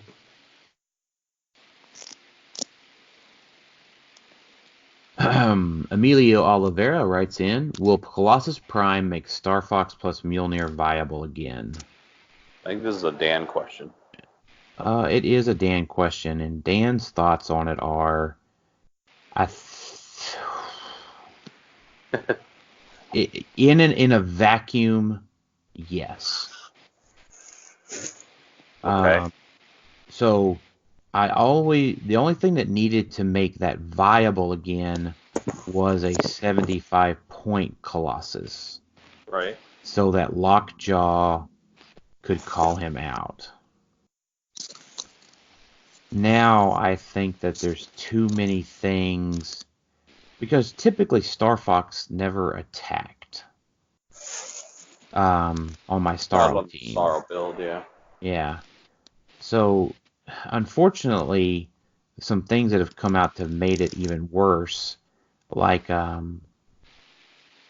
Q being able to voop over, Q Prime being able to voop over, call out Rusty, punch the ever-living crap out of a Star Fox, and then poison him to death with multiple perplexes and probs and super sense fails rolls on the board. Yeah. So in a vacuum, yes, it does make it completely viable. I only needed a 75-point Star Fox or 75-point Colossus to make it happen. But unfortunately, I don't think that it's viable in general because there's too many other counters to it right now. From just playing main force Star Fox. Okay. But I think you could make it. I think on the other hand, you could make it work if you planned for all those other eventualities. I think that almost any team that has Star Fox should have Q Prime, so it almost makes it irrelevant, which is sad. But right. But then you don't get Colossal, you don't get Prime Colossus then either. Right, that's what I'm saying. I'm saying it's like a catch-22. Right. Like, we finally have something good enough, but we got something even better that should be with Star Fox. Yeah, so you'd have to play the 75-point Colossus to call him out with Lockjaw. Which I forgot that was an option. Yeah, that was the whole deal. I wanted to be able to call him out with Star Fox. Something Star Fox could call out. I'm sorry, something that Lockjaw could call out to give him the charge flurry.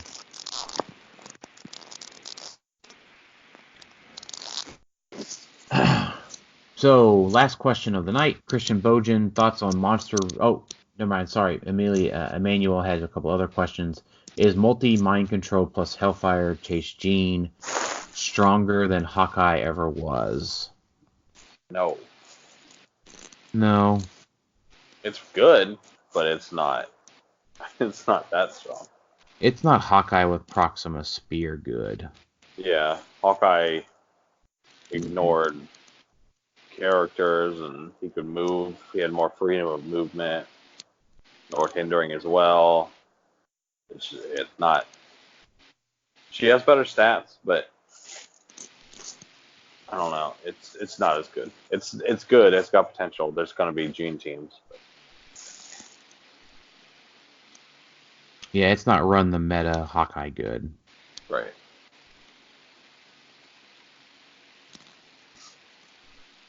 But it's good. I like her. Yeah, I mean Weingard makes that whole package good. Yeah, he's more Hawkeye-ish than Gene is, I think. Well, I think that may be what he's talking about in general is the Weingard Gene combo we've talked about. Yeah. So what is the full? Yeah. So I mean, I think his last question is, what is the future of Vulture Prime now that G0014 Proteus exists? Well, we all hope that Proteus gets an errata. Yeah. Yeah.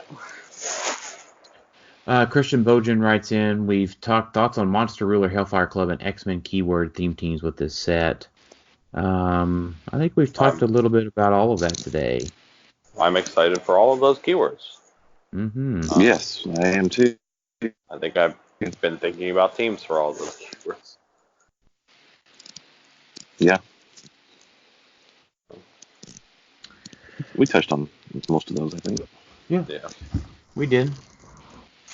So, other than that, so this will be a 3-hour episode. So, for those of you that made it this far, we appreciate you.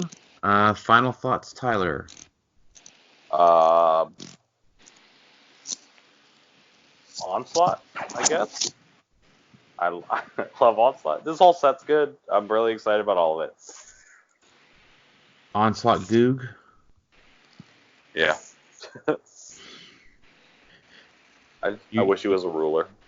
You know, since you're coming in for David, you can just say Onslaught every episode as your final thoughts, like Dave said Mangog. I'm okay with that. Onslaught. Onslaught is the truth.